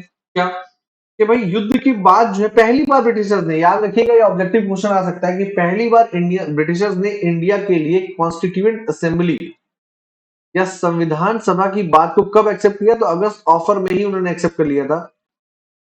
ठीक, क्योंकि देखिए नेहरू कमेटी में जो उन्होंने संविधान बनाने की कोशिश करी, फंडामेंटल राइट्स होने चाहिए, यूनिवर्सल वोटिंग राइट होना चाहिए, ठीक है, स्टेट के हिसाब से रिऑर्गेनाइजेशन, लैंग्वेज के हिसाब से स्टेट रिऑर्गेनाइजेशन होना चाहिए, कुछ एक ग्लिम्स तो दिखाई थी, एक अपना एक किस तरीके की गवर्नमेंट होनी चाहिए वो दिखाई थी। तो कुल मिला के जो है संविधान सभा की बात को इन्होंने एक्सेप्ट कर लिया कि ठीक है, अच्छा युद्ध के बाद एक चीज याद रखिएगा, कॉन्स्टिट्यूएंट असेंबली की बात को एक्सेप्ट कर रहे हैं, लेकिन आफ्टर वॉर, ड्यूरिंग वॉर नहीं होगी। ड्यूरिंग वॉर जो है वॉर एडवाइजरी कमेटी बनी रहेगी बस। डोमिनियन स्टेटस भी देंगे तो आफ्टर वॉर देंगे। तो गांधी जी ने इसको बोला पोस्ट डेटेड चेक, सब वादा कर रहे हैं बाद में देंगे देंगे देंगे, देते हैं कि नहीं देते? तो पिछली बार भी देख चुके हैं क्या दिया था, कॉन्फोर्ड रिफॉर्म और रॉलेट एक्ट दे दिया, है ना। तो यहाँ पे जो उन्होंने बोला कि कॉन्स्टिट्यूएंट असेंबली देंगे, और इस कॉन्स्टिट्यूएंट असेंबली में जो है सोशल सोशियो इकोनॉमिक रिप्रेजेंटेशन भी होगा, भारत के सभी वर्गों का जो है सामाजिक और आर्थिक रिप्रेजेंटेशन सुनिश्चित किया जाएगा, है ना। और जो माइनॉरिटीज है उनके राइट्स को यहाँ पे सुरक्षित रखा जाएगा। अगर दो स्टेट के बीच में अगर कोई भी संधियां होती हैं, प्रोविंसेस के बीच में कोई संधियां होती है, कोई ट्रीटी होती है, तो वो भी देखा जाएगा। भारतीय जो सेवाएं हैं, जो आईसीएस की जॉब है, उनसे जुड़े मुद्दों पे भारतीयों के डिस्कशन को भी सुना जाएगा। ये सब बातें हो रही हैं। और एक इन्होंने कॉन्स्टिट्यूएंट असेंबली के साथ एक और पॉइंट जोड़ दिया, जो बड़ा दिक्कत वाला पॉइंट है, जिससे ये क्लियर हो रहा है कि ये अंग्रेज जो डिवाइड एंड रूल का काम कर रहे हैं पूरी तरीके से। क्या उन्होंने बोला कि हम माइनॉरिटीज को ये आश्वासन देना चाहते हैं, माइनॉरिटीज को ये आश्वासन देना चाहते हैं, या उनको बताना चाहते हैं कि किसी भी, हम भारत की जो सरकार है, इंस्ट्रूमेंट ऑफ एक्सेशन जो करेंगे, मतलब जो संविधान सभा, जो सरकार, संविधान बनेगा, एक देश बनेगा, है ना। ठीक है, डोमिनियन स्टेटस की बात चली ना उनकी। देखिए डोमिनियन स्टेटस मैंने आपको बताया कि फॉरेन पॉलिसी, एक्सटर्नल मिनिस्ट्री हो गया आपका, मिलिट्री हो गया, टेलीकम्युनिकेशन जैसी चीजों को छोड़ के बाकी सारी की सारी चीजें इंडियन गवर्नमेंट को दे देंगे। और वहां पे हम कोई ऐसी गवर्नमेंट नहीं बनाएंगे, वहां पे हम कोई ऐसी गवर्नमेंट नहीं बनाएंगे जो माइनॉरिटीज के लिए जो है जिसको माइनॉरिटीज पसंद ना करती। ठीक, उन्होंने आश्वस्त किया कि सरकार ऐसी कोई भी संस्था, हम जो है पावर के ऐसी किसी भी इंस्टीट्यूशन को, यहाँ पे साफ साफ ये नहीं बोला गया कि हम पावर कांग्रेस को नहीं देंगे, ये नहीं बोला, लेकिन बोलना वो यही चाह रहे हैं कि हम पावर या गवर्नमेंट बनाने की पावर ऐसे किसी भी इंस्टीट्यूशन को नहीं देंगे जिसके अगेंस्ट माइनॉरिटी खड़ी हो, या जिससे माइनॉरिटी सेटिस्फाइड ना हो। मतलब आप देख रहे हैं कि आप डोमिनियन स्टेटस का झांसा भी दे रहे हैं, और आप जो है ये क्या नाम है, डोमिनियन स्टेटस का झांसा भी दे रहे हैं, और कॉन्स्टिट्यूएंट असेंबली का भी झांसा दे रहे हैं। उसके बाद ये भी बोल रहे हैं कि हम पावर किसी एक ऐसी पार्टी, ऐसे ग्रुप को नहीं देंगे जिसको माइनॉरिटी एक्सेप्ट ना करती हो। तो इसका मतलब आप डोमिनियन स्टेटस देंगे क्या? भाई सीधी सी बात है, माइनॉरिटी कहते कि नहीं भाई, डोमिनियन स्टेटस में जो अंतरिम गवर्नमेंट बनेगी उसमें कोई तो मेजोरिटी में आएगा। और आपको अच्छे से पता है कि 8 में से 11 में से 8 राज्यों में मेजोरिटी में तो कौन है? कांग्रेस है। तो कांग्रेस को अगर पावर मिल जाएगी, जैसा कि हिस्टोरिकल डेटा बता रहा है, 1939 की इलेक्शन, 1936 से लेकर 1939 तक का जो डेटा बता रहा है, वो ये बता रहा है कि कांग्रेस मेजोरिटी में आ सकती है। तो ऐसे में हम किसी ऐसे इंस्टीट्यूट या किसी ऐसी पार्टी को पावर नहीं देंगे जिससे माइनॉरिटी सेटिस्फाइड ना हो। साफ साफ दिख रहा है कि यहाँ वो करना क्या चाह रहे हैं। तो इसको जो है लीग ने भी रिजेक्ट कर दिया कि भाई डोमिनियन स्टेटस हमको चाहिए नहीं, हमको पाकिस्तान चाहिए। ठीक। वॉर एडवाइजरी कमेटी में दोनों को कोई इशू नहीं था। गांधी जी ने इसको पोस्ट डेटेड चेक बोल दिया। और संविधान बनाने की जो क्षमता है वो तो नेहरू कमेटी पहले ही दिखा चुकी है अपनी। पॉजिटिव साइन ये है कि हाँ, अंग्रेजों को लगने लगा कि भैया चलो ठीक है, पावर तो देनी पड़ेगी, कैसे देंगे ये क्लियर नहीं है। तो हो क्या रहा है, बात क्या है? बात ये है कि यहाँ पे वर्ल्ड वॉर का डिसीजन नहीं आया। अगर वर्ल्ड वॉर हार गए तो क्या होगा? अगर वर्ल्ड वॉर जीत गए लेकिन जीतने के साथ साथ इतना खर्चा होता जा रहा है तो क्या होगा? वर्ल्ड वॉर की सिचुएशन डिसाइड कर रही है। अभी ब्रिटिश जो है यहाँ पे बहुत ज्यादा अपने पत्ते ओपन करने की सिचुएशन में भी नहीं है। तो इसलिए उन्होंने क्या किया कि सब जो है हवा हवाई बातें की, डोमिनियन स्टेटस दे देंगे, ठीक है, वॉर एडवाइजरी कमेटी बना लीजिए, ठीक, युद्ध के बाद एक कॉन्स्टिट्यूएंट असेंबली बनेगी। हालांकि कॉन्स्टिट्यूएंट असेंबली में सभी का रिप्रेजेंटेशन होगा, इकोनॉमिकल रिप्रेजेंटेशन होगा, यहाँ पर रियासतों की भी चर्चा होगी, है ना। ये जो कॉन्स्टिट्यूएंट असेंबली है, इसमें जो देसी रियासतें हैं उनको भी इसमें पार्टिसिपेशन करने की अनुमति मिल जाएगी। आप यहाँ पे ये क्लियर नहीं करा कि कॉन्स्टिट्यूएंट असेंबली में बनेगा कौन, कौन कॉन्स्टिट्यूएंट असेंबली में जाएगा, संविधान सभा में प्रांतों से कितने लोग आएंगे और इंडियन प्रिंसिपल स्टेट से कितने लोग आएंगे, ये क्लियर नहीं है ना। मुस्लिम लीग मुस्लिमों की नेता हो सकती है, मुस्लिम लीग के नजरिए में कांग्रेस हिंदू पार्टी हो सकती है, मुस्लिम लीग नैरेटिव सेट करने में तैयार थी। ठीक। कांग्रेस कह रही है कि हम एक सेक्युलर पार्टी, हमारे हमारे पास हर तरीके के लीडर है। लेकिन ये सारी की सारी बातें चल कहा रही हैं, इन 11 प्रोविंसेस की बीती चल रही है। उन 562 रियासतों की मुस्लिम और नॉन मुस्लिम आबादी का क्या, जो राजाओं के साथ है उसका तो ओपिनियन यहाँ पे है ही नहीं। उसके लिए तो यहाँ पे कोई प्रोविजन है नहीं, प्रिंसली स्टेट अपने कैंडिडेट नॉमिनेट कर देंगे। आपने 1935 के इलेक्शन में भी देखा, 1935 के एक्ट में भी देखा कि प्रिंसली स्टेट जो है वो चाहे फेडरल असेंबली हो चाहे काउंसिल ऑफ स्टेट्स हो, वहां पे अपने मेंबर्स को नॉमिनेट करेगा। तो इसलिए जो है इन सबको रिजेक्ट कर दिया। अगस्त ऑफर को किसी ने भी एक्सेप्ट नहीं किया, ना ही मुस्लिम लीग ने, ना ही कांग्रेस। क्या यहां तक सबको क्लियर हो गया?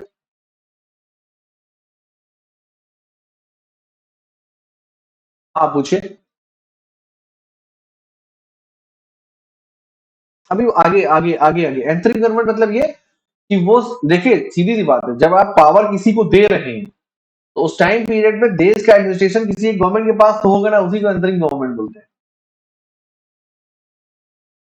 ठीक है। जब संविधान बन रहा था 1947 से लेके और 1950 तक, जब संविधान बन रहा था तो संविधान सभा दोनों काम कर रही थी। क्या? कि भारत की भावी नीतियां क्या होंगी और इस टाइम पीरियड तक भारत चलेगा कैसे, तो वो एंथरिंग गवर्नमेंट देख रही है। छोटी सी चीज है ये तो। ठीक है, अभी आगे देखेंगे, इसको लेके बहुत डाउट नहीं होना चाहिए था। आई होप सभी को क्लियर हो गया ये चीज। अंतरिम सरकार या अंतरिम गवर्नमेंट सबको क्लियर हो गया। ठीक। तो ये रहा आपका अगस्त ऑफर, जिसको दोनों ने रिजेक्ट कर दिया। अब क्या है कि देखिए हो क्या रहा है कि एक यहाँ पे हीरो है, हीरो को नेग्लेक्ट नहीं कर सकते। हालांकि मैं लिखना भूल गया हीरो का नाम, नेताजी सुभाष चंद्र बोस। सुभाष चंद्र बोस ने क्या किया कि वो यहां से निकले, पहले गए जर्मनी, पहले अफगानिस्तान गए, फेक आईडी से ब्रिटिशर्स ने उनको नजरबंद कर रखा था। और फिर वो अफगानिस्तान गए, अफगानिस्तान से वो जर्मनी गए, जर्मनी में उन्होंने अपना नाम रखा ऑरलैंडो मेसेट्टा। और वो हिटलर से मिले, हिटलर ने उनको मतलब सपोर्ट नहीं किया, क्योंकि हिटलर भी जो है अपने ऊपर बहुत ज्यादा जिम्मेदारी नहीं लेना चाहता था। और दूसरी चीज ये भी थी कि ऐसा भी लग रहा था कि कहीं ऐसा ना हो भारत, देखिए वर्ल्ड वॉर में क्या हो रहा है आप जानते, एक एलाइड पावर है और एक एलाइज जो है एक्सेस पावर। एक्सेस पावर के अंदर एक फ्रस्ट्रेशन है कि हम कोलोनाइजेशन नहीं कर पाए। मतलब इश्यूज तो उनके लड़ाई के अलग है, लेकिन कोलोनाइजेशन ना करने की फ्रस्ट्रेशन है। भारत कहीं ऐसा ना हो कि ब्रिटिश के हारने के बाद भारत किसी की और की गुलामी में ना चला जाए, जापान की गुलामी में ना चला जाए, इटली की गुलामी, जर्मनी की गुलामी में ना चला जाए। ये एक इशू था। और हिटलर से जब वो जाके मिलते हैं तो हिटलर भी जो है वैसी ही बातें जैसे जो अभी आपको अगस्त ऑफर में बताया कि हाँ आप अपनी गवर्नमेंट बना लीजिएगा, एक डोमिनियन स्टेटस टाइप की, वो भी हिटलर भी वही शर्तें रख रहा था। तो सुभाष चंद्र बोस वहां से निकल के जाते हैं रशिया पार करते हुए, जर्मनी से रशिया पूरा पार करते हुए, हिटलर की हेल्प से जर्मनी से रशिया पार करते हुए निकलते हैं। बड़ी अलग अलग सी चीज है। जापान पहुंचते हैं और जापान जाके वो क्या करते हैं, आईएनए की बात बनाते हैं, इंडियन नेशनल आर्मी का गठन करते हैं और सिंगापुर तक पहुंचते हैं। सिंगापुर में जाके जो है पहली बार भाषण देते हैं, भारत की आजादी का बिगुल बज चुका है और मुझे राष्ट्रपिता महात्मा गांधी का आशीर्वाद चाहिए। पहली बार राष्ट्रपिता शब्द का प्रयोग जो है सुभाष चंद्र बोस ने किया महात्मा गांधी के लिए। आइडियोलॉजिकली ये दोनों एक दूसरे के फेवर में नहीं थे।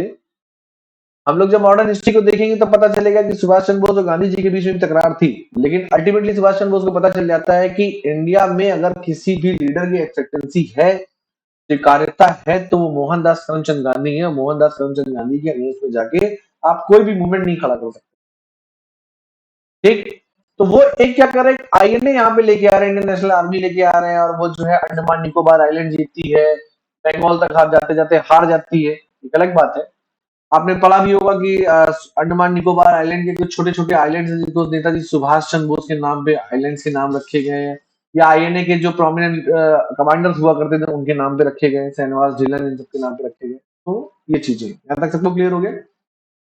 तो गांधी जी यहाँ पे क्या कर देते हैं, गांधी जी एक जो है सत्याग्रह, इंडिविजुअल सत्याग्रह मूवमेंट, व्यक्तिगत सत्याग्रह आंदोलन से वो बोलते हैं, व्यक्तिगत सत्याग्रह आंदोलन।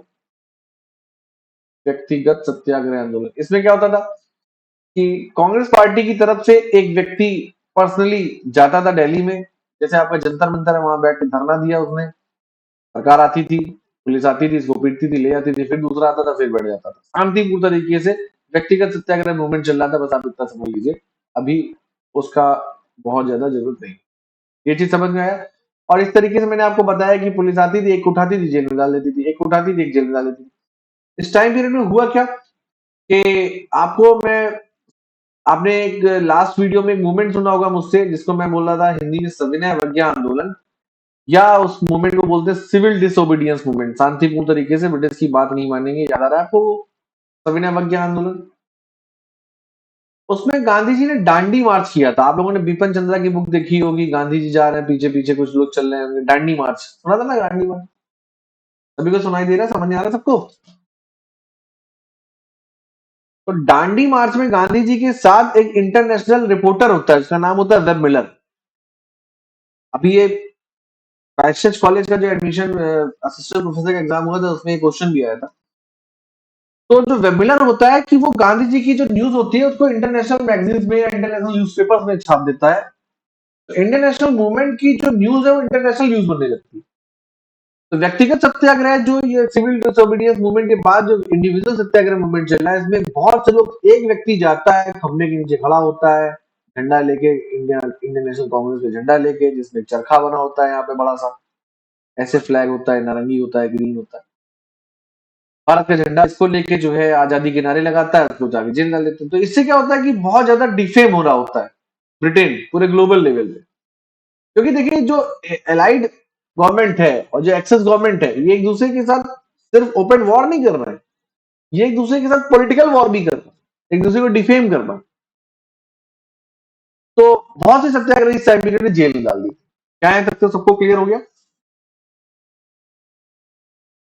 ठीक, इससे क्या होता है कि पॉलिटिकल प्रेशर बन रहा होता है, गांधी जी की तरफ से पॉलिटिकल प्रेशर बन रहा होता है। फिर क्या होता है, अगस्त ऑफर तो आपने देख ही लिया, 1940 में फेल हो गया। तो 1941 में क्या होता है, एक ब्रिटिश एक क्रिप्स मिशन इंडिया में भेजते हैं।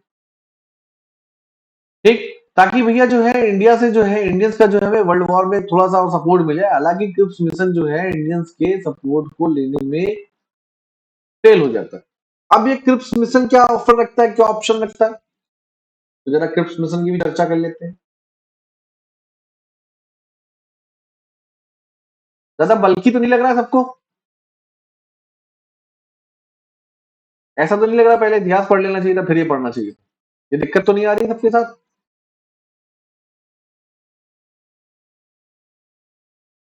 ये स्टाइलर स्टाइलर का पॉइंट घिस गया है, पॉइंट चेंज करना पड़ेगा। मुझे आता नहीं, पॉइंट तो रखे हुए हैं, मुझे आता नहीं। देखता हूँ कैसे क्या होता है, देखूंगा।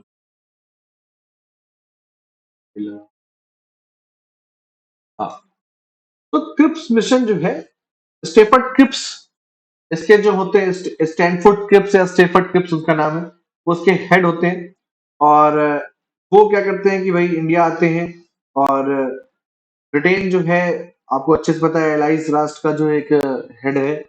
यहाँ पे स्टेफर्ड क्रिप्स कुछ ऑप्शन रखते हैं इंडियंस के सामने कि भैया क्या, कि युद्ध की समाप्ति के बाद जब वॉर खत्म हो जाएगा, पहली बार क्या बोला था, वॉर के बाद जो है एक वॉर एडवाइजरी कमेटी की बात बोली गई थी।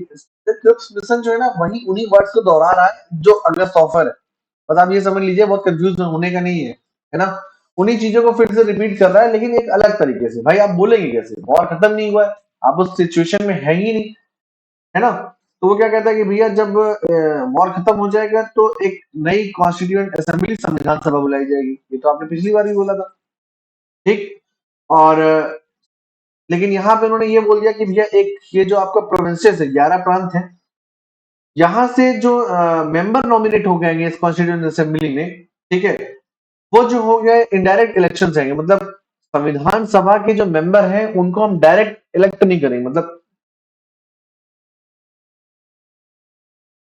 इंडिया की जो होल सोल पॉपुलेशन है वो वोट नहीं देगी। जैसे मतलब यूपी में जो इलेक्शन हो रहा है, जैसे आपने यूपी में इलेक्शन दिया 1935 के इलेक्शन में, है ना, और उसमें लोगों को वोटिंग राइट मिला था, ठीक। मतलब ऐसे समझिए कि जैसे राज्यसभा के इलेक्शन होता है, प्रेजेंट में राज्यसभा के इलेक्शन होता है, तो राज्यसभा के इलेक्शन में हम डायरेक्ट वोट नहीं देते। राज्यसभा के इलेक्शन में कौन देता है, यूपी के एमएलए देते हैं, एमएलसी वोट देते हैं, एमएलए एमएलसी वोट देते हैं। वही यहाँ पे बोला गया कि भाई कॉन्स्टिट्यूएंट असेंबली होगी और जो प्रोविंसेस के जो रिप्रेजेंटेटिव होंगे, जैसे यूपी है, एमपी है, हर जगह से कुछ ना कुछ रिप्रेजेंटेटिव बुलाए जाएंगे। और ये प्रोपोर्शनेट रिप्रेजेंटेशन होगा कि मान लीजिए यूपी की अगर 20 लाख आबादी है, ठीक, और 10 लाख के ऊपर एक रिप्रेजेंटेशन पहुंचना है, तो यूपी से कितने लोग पहुंचेंगे, दो। एमपी की मान लीजिए अगर 40 लाख की पॉपुलेशन है, और प्रोपोर्शनेट रिप्रेजेंटेशन जो बोला है वो क्या बोलेगा, इसको 10 से डिवाइड कर देंगे, कितने पहुंचेंगे, 4। प्रोपोर्शनेट रिप्रेजेंटेशन के हिसाब से चलेगा, ठीक। और यहाँ पे ये क्लियरिटी नहीं है। मतलब मैं एग्जांपल के तौर पे बता रहा हूँ कि अगर 10 लाख की आबादी है तो 4 पहुंच जाएंगे, है ना। एक होल सोल एक आइडिया देने की कोशिश कर रहा हूँ, ठीक है। तो प्रोपोर्शनेट रिप्रेजेंटेशन की बात तो आपने प्रोविंसेस के लिए बोल दी, और इनडायरेक्ट इलेक्शन से हो गया, मतलब वही विधानसभा के लोग ही चुन के भेज देंगे कुछ लोगों को। यहां तक सबको क्लियर हो गया, सभी को यहां तक क्लियर हो गया, कोई डाउट तो नहीं है, ठीक। सिर्फ एक ही को क्लियर है। अदिति तुमको क्लियर हुआ बेटा, अनुभव तुमको क्लियर हो रहा है ना। तो प्रोपोर्शनल रिप्रेजेंटेशन की बात चली प्रोविंसेस में, और फिर वही चीज नाटक जो 1935 में फिर से किया कि भैया जो प्रिंसली स्टेट्स हैं उसमें क्या, नॉमिनेटेड, मनोनीत, ठीक। यहां तक सबको क्लियर हो गया। मतलब ये तो चीज, एक चीज तो यहाँ पे क्लियर होगी भाई, जो कॉन्स्टिट्यूएंट असेंबली बन रही है क्रिप्स मिशन की रिकमेंडेशन के हिसाब से अगर बनती, हालांकि बनी नहीं, वो फेल हो गया, ठीक। एक चीज तो आप देख रहे हैं यहाँ पे, देखिए पहले क्या होता था, हमने डिमांड क्या रखी, उन्होंने हमको कुछ और दिया। 1909 में आपने देखा, 1892 में आपने देखा, हमने 1919 के पहले क्या डिमांड रखी, उन्होंने हमको कुछ दिया। और अब क्या हो रहा है, एक चीज तो दिख रही है, वर्ल्ड वॉर का प्रेशर साफ साफ दिख रहा है। हमने अगस्त प्रस्ताव को रिजेक्ट कर दिया, उन्होंने हमारे ऊपर थोपा नहीं। हमने क्रिप्स मिशन को रिजेक्ट कर दिया, उन्होंने हमारे थोपा नहीं। अब वो थोपने की पोजीशन में, बैकफुट की पोजीशन पे खड़ा है। ये एक बहुत अच्छी चीज दिख रही है इंडियन नेशनल मूवमेंट ने हमको। ये चीज क्लियर हो रही है आपको। हाँ। अब क्या है कि अगस्त ऑफर से थोड़ा आगे एक चीज दिख रही है, बड़ी गंदी चीज दिख रही है। क्या दिख रही है, वो ये दिख रहा है कि भैया अगर कोई भी स्टेट चाहे, है ना, पहले क्या कि इंडिया के जितने भी स्टेट हैं इन सबको मिला के एक फेडरल सिस्टम बनेगा, संघ बनेगा, ठीक। कई सारे स्टेट्स को मिला के इंडिया एक संघ बनेगा। और कोई भी स्टेट चाहे, अगर उसकी उसकी जो लेजिस्लेचर है, चाहे वो आपका बाई कैमरल लेजिस्लेचर, आपको याद है ना 1935 में बाई कैमरल लेजिस्लेचर की बात की गई थी, यूनिकैमरल लेजिस्लेचर की बात की गई थी, ठीक। और कांग्रेस ने इन राज्यों से अपना हटा ही लिया 1939 के बाद। अब ये एक गजब की चीज है, 1939 के बाद कांग्रेस ने क्या किया, 8 राज्यों से अपनी सरकार को त्यागपत्र दे दिया। जब 8 राज्यों में सरकार है ही नहीं, तो भैया एक बात बताइए कि यहाँ पे प्रतिनिधि भेजेगा कौन, कॉन्स्टिट्यूएंट असेंबली में प्रतिनिधि भेजेगा कौन। ये भी एक क्वेश्चन की बात है, सोचने की बात है ना। तो आप क्या बोल रहे हैं कि भैया कोई भी राज्य चाहे, अगर किसी भी राज्य की विधानसभा लेजिस्लेचर जो है भले ही वो बाई कैमरल हो या यूनी कैमरल हो, है ना, कोई बड़ी बात नहीं है। अगर कॉन्स्टिट्यूशन असेंबली जब बनने जा रही है तो प्रोविंसेस में फिर से इलेक्शन हो जाएंगे और प्रोविंसेस के जो रिप्रेजेंटेटिव होंगे वही यहाँ पे, या जो प्रांतों के जो रिप्रेजेंटेटिव होंगे वही यहाँ पे अपने मेंबर भेज देंगे। कोई बड़ी चीज नहीं है, लेकिन एक मतलब एक जनरल चीज मैंने आपको बताई, है ना। अगर भारतीय एक्सेप्ट करते, क्रिप्स मिशन को एक्सेप्ट करते, तो फिर से उनको जो है प्रोविंशियल लेवल पे गवर्नमेंट बनानी पड़ती, और प्रोविंशियल लेवल पे गवर्नमेंट बनाने के बाद ही जो है प्रोविंसेस से रिप्रेजेंटेटिव से कॉन्स्टिट्यूशन असेंबली, मतलब प्रांतों के में सरकार बनाने के बाद ही प्रांतों के प्रतिनिधि को वो संविधान सभा में दे सकते। तो इसलिए भी भारतीय इसको एक्सेप्ट नहीं करना चाहते हैं, क्योंकि अगर हमने एक्सेप्ट कर लिया तो हमको प्रांतों में सरकार बनानी पड़ेगी। और एक ऑप्शन क्या दे दिया है कि किसी भी प्रांत की या किसी भी प्रोविंसेस की जो लेजिस्लेटिव असेंबली है वो चाहे तो इस फेडरल सिस्टम में शामिल हो, चाहे तो ना शामिल हो। मतलब आप यहाँ पे विभाजन के तत्व दिख रहे हैं कि संविधान सभा में चाहो तो शामिल हो, चाहो तो ना शामिल हो, संघ जो बनना है उसमें चाहो तो शामिल हो, चाहो तो ना शामिल हो। ये चीज क्लियर हो गई आपको, है ना। अगर वो चाहे तो शामिल हो सकता है इस फेडरेशन से, नहीं शामिल हो सकता है। अगर नहीं चाहता है तो फिर वो क्या करे, अपना अलग संविधान बना सकता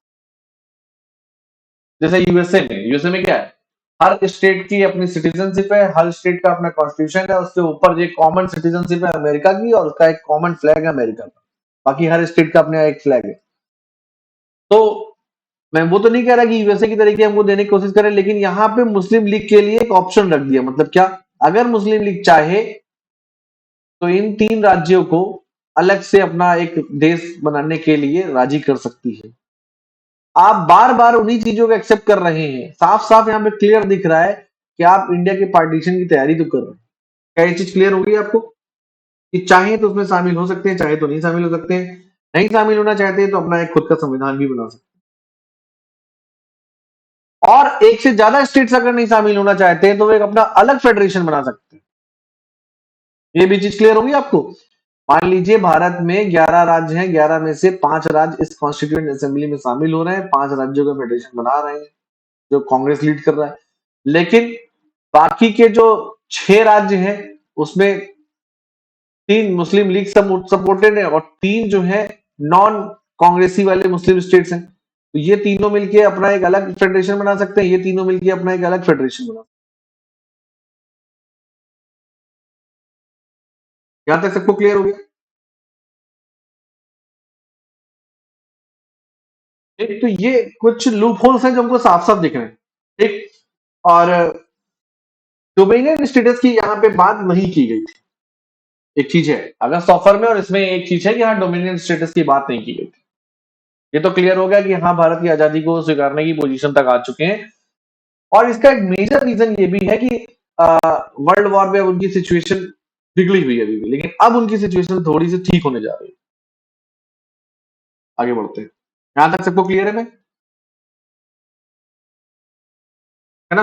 अच्छा, तो कांग्रेस ने अभी इसमें बता देता हूं मैं आपको, एक चीज बताना भूल गया कि ये जो फेल हुआ अगस्त ऑफर, जो क्या मैं नाम है, कैबिनेट क्रिप्स मिशन की जो रिकमेंडेशन थी, वो जो फेल हो रही है उसको लेके जो है कांग्रेस का क्या ओपिनियन। कांग्रेस कह रही भैया ऐसा है कि आपने डोमिनियन स्टेटस को लेके क्लियरिटी नहीं करी, क्या आप हमको डोमिनियन ही देंगे या टोटल इंडिपेंडेंस देंगे, ये क्लियर नहीं है यहाँ पे, ठीक।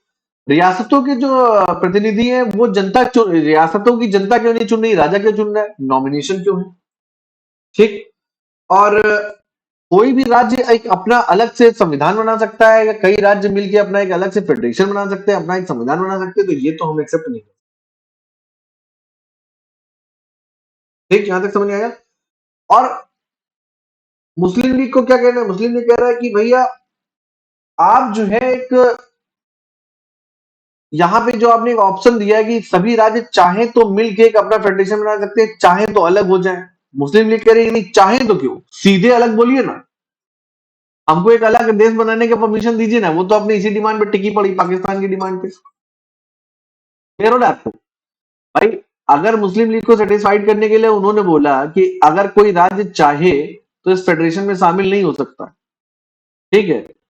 और वैसे तो सभी को फेडरेशन में शामिल होना चाहिए भाई, ब्रिटिश की वर्ड यही है, ये एक फेडरेशन सिस्टम होगा, उसकी कॉन्स्टिट्यूएंट असेंबली बनेगी, उस कॉन्स्टिट्यूएंट असेंबली में प्रोपोर्शनल रिप्रेजेंटेशन होगा स्टेट्स का, और रिप्रेजेंटेशन होगा नॉमिनेटेड प्रिंसली स्टेट से। हाँ, अगर कुछ स्टेट्स इस फेडरेशन में शामिल नहीं होना चाहते तो अपना अलग हो सकते हैं।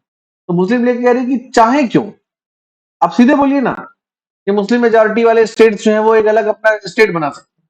बात समझ रहे हैं यार? तो मुस्लिम लीग इस बात को लेके एग्री नहीं कर रही है। यहां तक सबको क्लियर?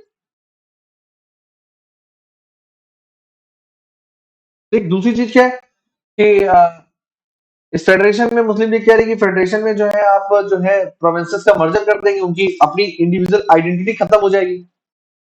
यूएसए की प्रोविंसेस की तरीके नहीं था यहाँ पे, मतलब आप पार्टिसिपेट अगर आप फेडरेशन में कर रहे हैं तो फिर आप एक एक अलग स्टेट में, मतलब एक अलग देश बना रहे हैं, इंडिविजुअल आइडेंटिटी खत्म हो जाएगी। और मैं आपको डे वन से बताता चला रहा हूँ कि जब से प्रोविंसेस गवर्नमेंट बनती है, जिससे मुस्लिम लीग कम्युनलाइजेशन की ओर आगे बढ़ती है, तो फिर वो प्रांतों को ज्यादा पावर देने के फेवर में है। मैंने आपको लास्ट टाइम भी बताया था, स्टेट लिस्ट, सेंट्रल लिस्ट और कॉन्करेंट लिस्ट बताते समय लीग हमेशा ये चाहती थी कि फेडरेशन अगर बनता भी है तो ज्यादा से ज्यादा पावर जो है स्टेट्स के पास हो, ना कि सेंट्रल के पास।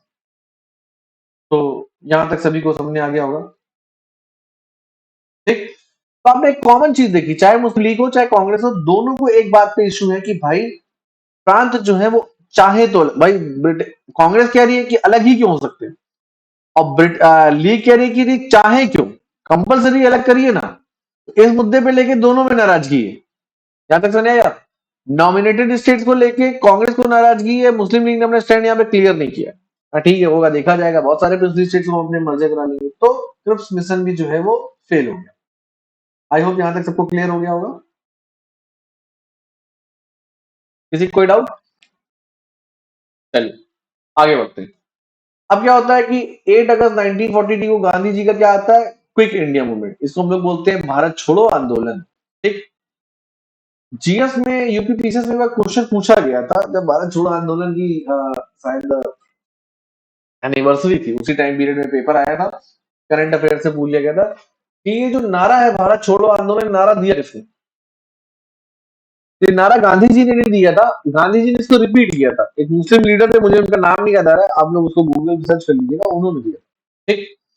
तो इसमें क्या होता है, क्विक इंडिया मूवमेंट जो है, अभी एक मूवी भी आई थी बीच में जिसमें उषा मेहता के ऊपर मूवी बनी है, ए वतन मेरे वतन करके मूवी बनी हुई है।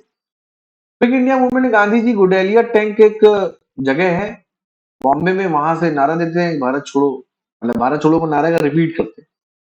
और क्या हो रहा है देखिए, फर्स्ट वर्ल्ड वॉर जो है उसमें ब्रिटिश एलाइज का नुकसान हो रहा है काफी, और एक सिचुएशन ऐसी भी बन सकती है कि हम कुछ हो सकते हैं। और अब ब्रिटिश जीत भी रहा है लेकिन इकोनॉमिकली बड़ा उसको लॉस हुआ, इकोनॉमिकली बहुत लॉस हो चुका है, अब वो यहाँ पे टिकने वाला नहीं। देखिए, आप गांधीयन मूवमेंट को अगर आप ध्यान से देखिए तो उन्होंने शुरुआत से नॉन वायलेंस मूवमेंट को सपोर्ट किया है। ये पहला ऐसा मूवमेंट है जो गांधीयन मूवमेंट है लेकिन इसमें वायलेंस दिखाई देती है।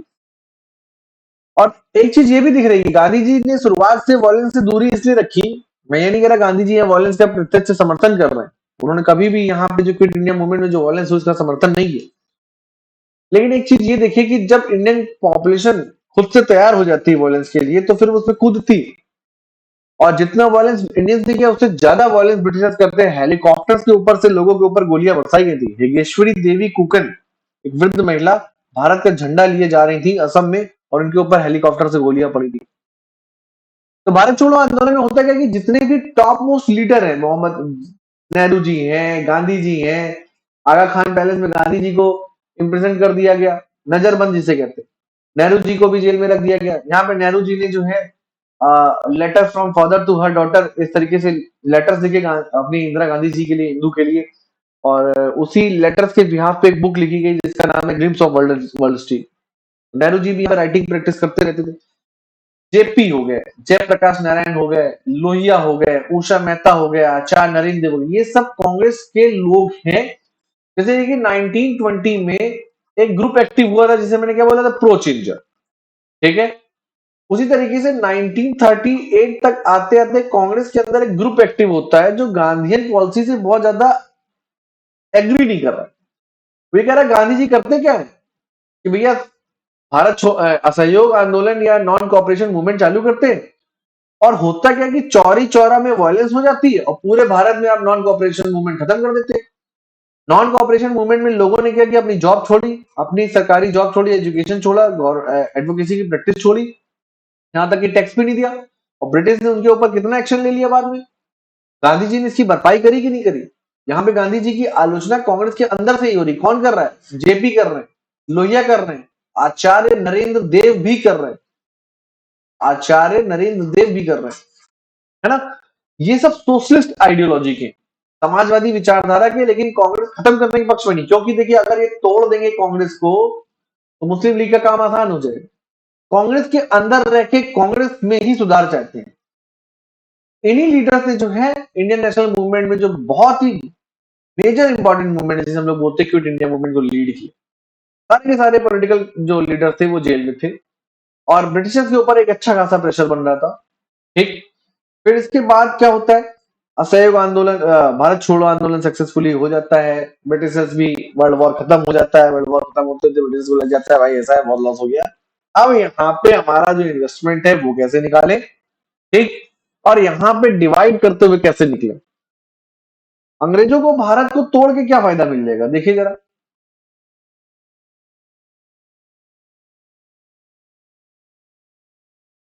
ये मान लीजिए इंडिया है, हमारा प्यारा भारत।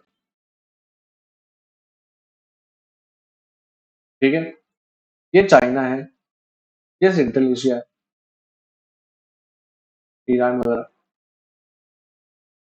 ये रशिया है, यूएसएसआर। हालांकि रशिया यहाँ पे मित्र राष्ट्रों में, एलाइज में है, लेकिन रशिया हमेशा अफगानिस्तान के माध्यम से यहाँ आने की कोशिश करता है, और अफ्रीकन कॉन्टिनेंट जो है इसके ट्रेड में इन्वॉल्वमेंट दिखाना चाहता है। आजकल का जो चाइना है वो पाकिस्तान के रूट होते हुए, इस रूट से आते हुए अफ्रीकन कॉन्टिनेंट में ट्रेड में इंटरेस्ट दिखाना। ये जो मित्र राष्ट्र या एलाइड स्टेट्स हैं, ये एक दूसरे के साथ मजबूरी में खड़े हैं, क्योंकि इनका कॉमन विलन कौन है? जर्मनी, इटली और जापान। हालांकि एक दूसरे को इंटरनली बहुत ज्यादा पसंद नहीं करते, खासतौर से यूएसएसआर और ब्रिटेन, खासतौर से यूएसएसआर और यूएसए। लेकिन ये मजबूरी है, पॉलिटिकल मजबूरी है। यहाँ तक सबको क्लियर हो रहा है? किसी कोई डाउट? ऐसे में वो चाहते हैं कि यहाँ पे प्लेटफॉर्म मिले, ब्रिटिश चाहता है हमको एक प्लेटफॉर्म मिले जो प्रो ब्रिटिश अप्रोच से चले। वो क्या हो सकता है? इंडियन नेशनल कांग्रेस। देखिए, इंडियन नेशनल कांग्रेस ने क्या किया कि एक लार्ज स्केल पे मूवमेंट खड़ा हुआ। आपने देखा, इन चीजों को समझने की कोशिश करिए कि कांग्रेस की स्थापना के पहले पंजाब हो गया, बॉम्बे हो गया, मद्रास हो गया, छोटे छोटे ग्रुप्स बने थे, इन सबने मिलकर एक बड़ा सा, बहुत बड़ा जो है मूवमेंट चलाया। मुस्लिम लीग को जो है ब्रिटिश ने, कांग्रेस के जो नेशनल मूवमेंट चल रहा है उसको तोड़ने के लिए मुस्लिम लीग को सिमिलर डेपुटेशन में खड़ा किया। मुस्लिम लीग अगर मुस्लिम्स की तरफ से एक मूवमेंट चला होता, तब जाके एक पार्टी बना होता, तो वो हो सकता है कि ब्रिटिशर्स के लिए इश्यू होता। लेकिन यहाँ पे सिमिलर डेपुटेशन में आपको अच्छे से याद आ रहा है कि खुद पार्टी बनाई है, तो ब्रिटिश के रहमो करम पे लीग ज्यादा है। कांग्रेस के पास जितने राज्यों में जितने स्टेट्स में पावर है, उस मतलब कांग्रेस जो है वो मेजर पॉपुलेशन का रिप्रेजेंटेटिव है, और वो टोटल इंडिपेंडेंस की बात भी कर रहा है। लीग जो है वो एक बहुत ही सीमित तबके का रिप्रेजेंटेटिव है। तो लीग के नाम पे अगर हम एक स्टेट अलग से बना देते हैं तो ये हमारे लिए प्लेटफॉर्म हो जाएगा। यहां से हम चाइना को भी कंट्रोल कर सकते हैं, ये बहुत डिस्प्यूटेड एरिया है चाहे कश्मीर। यहां से जो है हम रशिया को भी दे सकते हैं, सेंट्रल एशिया को भी दे सकते हैं। ये एक जियो पॉलिटिक्स है, इंटरनेशनल रिलेशन में जियो पॉलिटिक्स के ऊपर चर्चा की जाती है। तो ये एक कारण है। ये आपको समझ में आया कि भाई ऐसा क्यों ब्रिटिश कर रहे हैं? बात समझ में आ रही सबको? तो अब यहाँ पे ब्रिटिश चाहते हैं कि टूटे। ठीक। अब क्या है कि इंडियन खेमे से भी देखिए ब्रिटिश क्या दे रहे हैं। आपने देखा ब्रिटिश ने अगस्त प्रस्ताव दे दिया, आपने देखा ब्रिटिश ने उसके बाद क्रिप्स मिशन दे दिया। क्रिप्स मिशन ने भी बोल दिया कि भैया कोई स्टेट चाहे तो अलग हो जाए, चाहे तो ना अलग हो जाए। और ऐसी चीजें ब्रिटिश भी समझ रहे हैं कि भाई टू नेशन थ्योरी जो बहुत तेजी से काम कर रही है, वो इंडियंस भी समझ रहे हैं। सी आर गोपालाचारी, चक्रवर्ती राज गोपालाचारी के बारे में अगर मैं आपको बताऊं तो ये भारत के पहले गवर्नर जनरल भी थे। 1950 मतलब 1948 से लेकर 1950 तक गवर्नर जनरल का प्रोविजन था। उसके बाद गवर्नर जनरल का प्रोविजन नहीं रहा। राष्ट्रपति बन गए संविधान के बाद से, तो डॉक्टर राजेंद्र प्रसाद बन गए। तो डॉक्टर राजेंद्र प्रसाद के पहले गवर्नर जनरल माउंटबेटन के बाद, और डॉक्टर राजेंद्र प्रसाद के पहले गवर्नर जनरल जो है राजगोपालाचारी जी रहे। ठीक, राजगोपालाचारी जो है ये आफ्टर इंडिपेंडेंस कांग्रेस के अगेंस्ट चले गए, लेकिन यहाँ पे चक्रवर्ती राजगोपालाचारी ने अपना एक फॉर्मूला दिया जिसे हम क्या बोलते हैं, सीआर फॉर्मूला। क्या बोलते हैं? गांधी जी ने सीआर फॉर्मूला के लिए जो है जिन्ना से बात भी करी। सीआर फॉर्मूले में जो है चक्रवर्ती राजगोपालाचारी ने दिया क्या, बोले क्या? वो बोले ऐसा करते हैं कि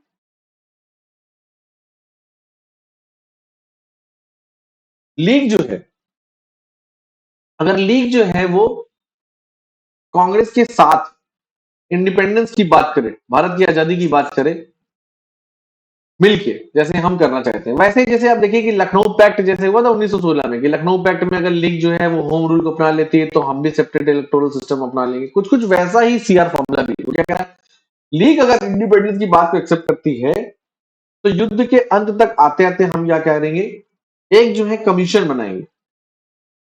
ठीक, और ये कमीशन क्या करेगा, ये कमीशन ये करेगा कि वो डिस्ट्रिक्ट्स, वो जिले जहां पे मुस्लिम मेजोरिटी है उनको आइडेंटिफाई करेगा। जैसे मान लीजिए भारत में 100 जिले हैं, 100 जिलों में से 10 डिस्ट्रिक्ट्स को आइडेंटिफाई करेगा जहां पे मुस्लिम मेजोरिटी है। ठीक, यहां तक समझ आया? और अब क्या होगा कि जहां पे मुस्लिम मेजोरिटी है वहां पे रेफरेंडम, जनमत संग्रह कराया जाए। ठीक, और अगर रेफरेंडम फेवर में जाता है, मान लीजिए 10 के 10 डिस्ट्रिक्ट कह रहे हैं कि हमें पाकिस्तान में जाना है, तो ठीक है। और अगर रेफरेंडम फेवर में नहीं जाता है, रेफरेंडम कहता है कि नहीं हमें भारत में रहना है, तो भारत में रहेंगे। ठीक, अगर मान लीजिए रेफरेंडम फेवर में नहीं जाता है, एक अलग देश बनता है, तो हम क्या करते हैं कि जहां पे मुस्लिम पॉपुलेटेड एरिया है वो उसको पाकिस्तान मान लिया जाए, जहां पे नॉन मुस्लिम पॉपुलेटेड एरिया है, जहां पे रेफरेंडम होना ही नहीं है, मतलब देखिए जहां पे मुस्लिम्स की मेजोरिटी है सिर्फ वहीं पे रेफरेंडम होगा, जहां पे मुस्लिम्स की मेजोरिटी नहीं है वहां पे रेफरेंडम नहीं होगा। ठीक, और मुस्लिम मेजोरिटी को डिसाइड करने दीजिए, मतलब कांग्रेस उसका मतलब कुल मिला के सीआर फॉर्मूला ये चीज दिखाने की कोशिश कर रहा है कि लीग कौन होती है मुस्लिम का लीडर बनने वाली, पॉपुलेशन को डिसाइड करने दीजिए। बात समझ में आ रही है आपको? अगर मान लीजिए इस तरीके का रेफरेंडम में डिवीजन हो भी जाता है तो क्या होता है कि दोनों की तरफ से, इंडिया और पाकिस्तान की तरफ से कॉमन गवर्नमेंट बनेगी, और इस कॉमन गवर्नमेंट के पास जो है फॉरेन पॉलिसी होगी, मिलिट्री होगी, एक्सटर्नल अफेयर्स होगा, मिलिट्री हो जाएगा, और साथ ही साथ जो है आपका टेलीकम्युनिकेशन। ये कॉमन सी चीज उन्होंने बोली। यहां तक सबको समझ आया?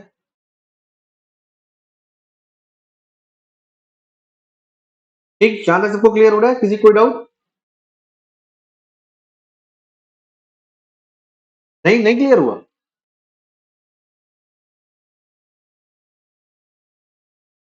किसको किसको क्लियर नहीं हुआ बताओ, मैं फिर से समझा देता हूँ।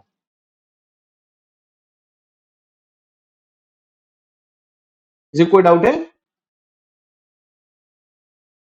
अच्छा, डाउट नहीं है, ये नो बोले हैं। अच्छा, मुझे लगा डाउट, मतलब मैंने मुझे क्लियर हुआ, आपने बोला नो सर, तो मुझे लगा अरे शायद डाउट है। ठीक है, ये बहुत ही जनरलाइज वे में बताया कि इसके बहुत सारे प्रोविजंस हैं, वो टेक्निकल चीजें हैं जो डेटा के लिए है, मतलब हिस्ट्री के क्वेश्चंस के हिसाब से यहाँ आपको समझना चाहिए, मैं आपको बताने की क्या कोशिश।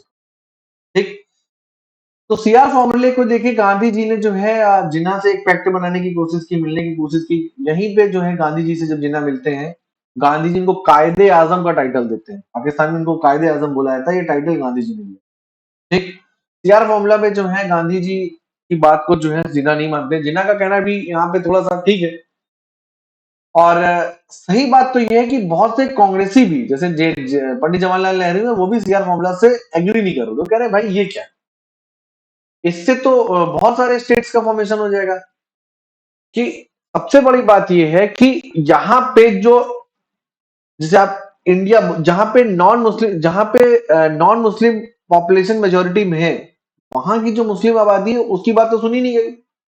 आबादी की बात पे तो मुस्लिम आबादी की वहां बात नहीं सुनी जा रही। और यहाँ पे जो मेजोरिटी वाली मुस्लिम आबादी वाला एरिया, वहां पे जो नॉन मुस्लिम है, क्या उनकी बात नहीं सुनी जाएगी? अगर रेफरेंडम होना तो फिर पूरे देश में ही होना चाहिए। और रेफरेंडम होने के लिए सबसे बड़ी दिक्कत ये है कि क्या, सबसे बड़ा रेफरेंडम में ये इशू आ रहा है कि क्या भारतीय जिनको अभी तक वोटिंग राइट मिल ही नहीं रहा था, आपने देखा था ना कि कास्ट इलेक्टोरेट था, सेपरेट इलेक्टोरेट, स्पेशल इलेक्टोरेट था, सेपरेट इलेक्टोरेट था, जनरल इलेक्टोरेट था। और जनरल इलेक्टोरेट्स में आपने देखा था क्या कि पहले 10,000 के ऊपर के जो टैक्स देते थे उनको वोटिंग राइट था, फिर ये 3,000 तक चला गया। यूनिवर्सिटी में पढ़ा होना चाहिए, डिग्री लेना चाहिए, बहुत कुछ क्वालिफिकेशन था। इकोनॉमिकली और एजुकेशनली पावर्ड लोग ही वोट डाल सकते थे। और आप रेफरेंडम अगर सबको दे देंगे, और भारत की पॉपुलेशन इतनी शिक्षित नहीं है, हो सकता है किसी की भी बातों में आ जाए। तो राजगोपालाचारी के फॉर्मूले से जो है कांग्रेस की भी बहुत से लोग सेटिस्फाइड नहीं है, राजगोपालाचारी के फॉर्मूले से जिना तो सेटिस्फाइड नहीं है, उनको तो एक अलग स्टेट चाहिए, सीधी सी बात। तो गांधी जी की बात यहाँ नहीं चली, इसलिए इसको कायदे आजम यहाँ पे गांधी जी ने जिन्ना जी को बोला था। यहाँ तक सबको क्लियर? किसी को कोई डाउट?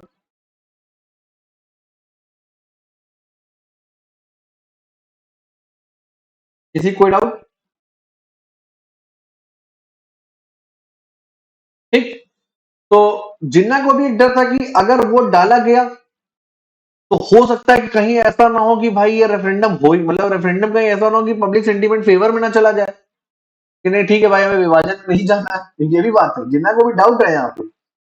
जितना कांग्रेस के लोगों को डाउट है रेफरेंडम को लेके, उतना जिन्ना को भी डाउट है कि कहीं ऐसा ना हो कि ये गांधी, कांग्रेस के लोगों को डाउट है कि गांधी जी को लगता है कि ठीक है कि अभी तक आपने क्या देखा, 1936 के इलेक्शन तक आपने देखा कि भैया भले ही 1/3 सीटें मुस्लिम्स के लिए फिक्स हो गई हैं, लेकिन कांग्रेस के मुस्लिम कैंडिडेट्स इन सीटों को मेजोरिटी में जीत के आ रहे हैं।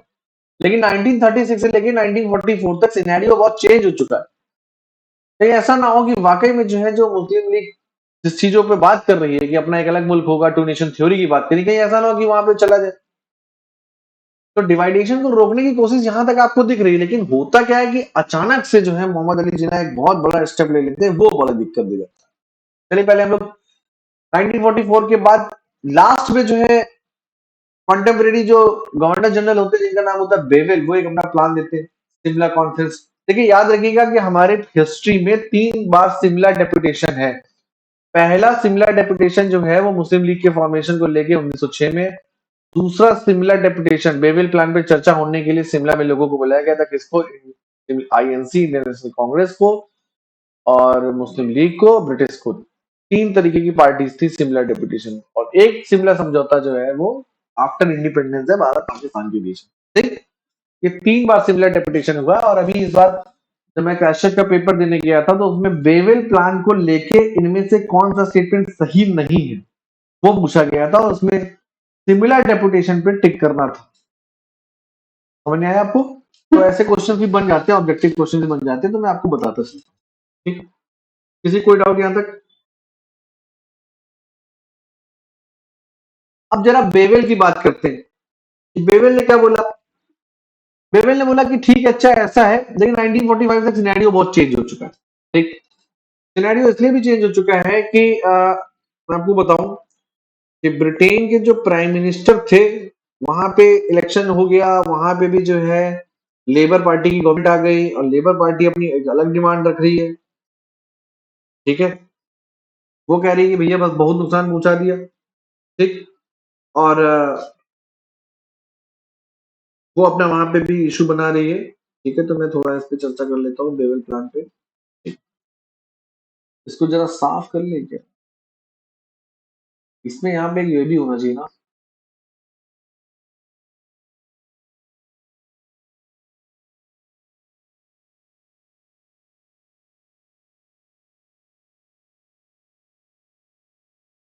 जैसे होता है ना स्मार्ट बोर्ड में पेज ऐड करने वाला, वो ऑप्शन में।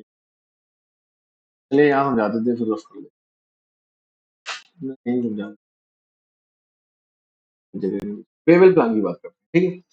उसने बोला कि भैया ऐसा करते हैं कि जो गवर्नर जनरल की जो एग्जीक्यूटिव काउंसिल है, आपको याद आ रहा है, गवर्नर जनरल की 2 काउंसिल है। सेंट्रल की तो गवर्नमेंट नहीं भंग हुई है, स्टेट की भंग हुई है ना, 1936 से लेके और 1939 तक जो है वो स्टेट लेजिस्लेचर में से कांग्रेस ने त्यागपत्र दे दिया। ठीक है। लेकिन सेंट्रल में तो है। सेंट्रल में कौन है? वायसराय या गवर्नर जनरल खुद है, और उसकी एक लेजिस्लेटिव काउंसिल थी जो बाई कैमरल हो गई थी, इसमें फेडरल असेंबली थी और एक में काउंसिल स्टेट। और एक एग्जीक्यूटिव काउंसिल थी जिसमें पोर्टफोलियो था, और यहाँ से भी नॉमिनेटेड लोगों को मिनिस्ट्री का पावर थी। बताया आपको, यहाँ पे भी रिजर्व सब्जेक्ट है, यहाँ पे भी ट्रांसफर सब्जेक्ट है। 1936 याद आ रहा है सबको? तो ये जो रिजर्व सब्जेक्ट वाली जो एग्जीक्यूटिव काउंसिल थी, उसमें बोला गया कि भाई commander in chief of Kings army, एक इसको छोड़ देते हैं, और वाइसराय खुद, इन दो लोगों के अलावा जो एग्जीक्यूटिव काउंसिल है उसके सभी मेंबर्स इंडियंस हो जाएंगे। याद करिए कि 1909 में क्या हुआ, एसपी सिन्हा को एग्जीक्यूटिव काउंसिल में मेंबर बनाया गया, एग्जीक्यूटिव काउंसिल का एक मेंबर इंडियन बना जाके। और आज क्या हो रहा है आपके बेवेल प्लान में एग्जीक्यूटिव काउंसिल में सभी मेंबर इंडियंस होंगे, सिर्फ commander in chief of Kings army को छोड़ के। ये ऑफर रखा उन्होंने। यहां तक सबको क्लियर?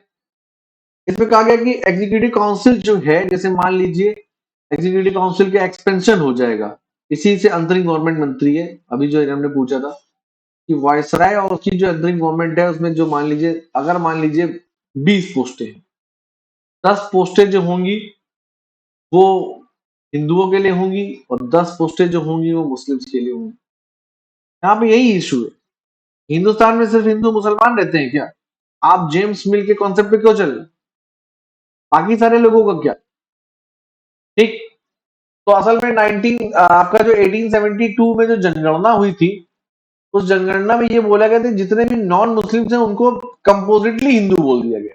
तो आप ये मत सोचिएगा कि यहाँ पे हिंदू, इसमें सिख भी है, जैन भी है, बौद्ध भी है, पारसी भी है।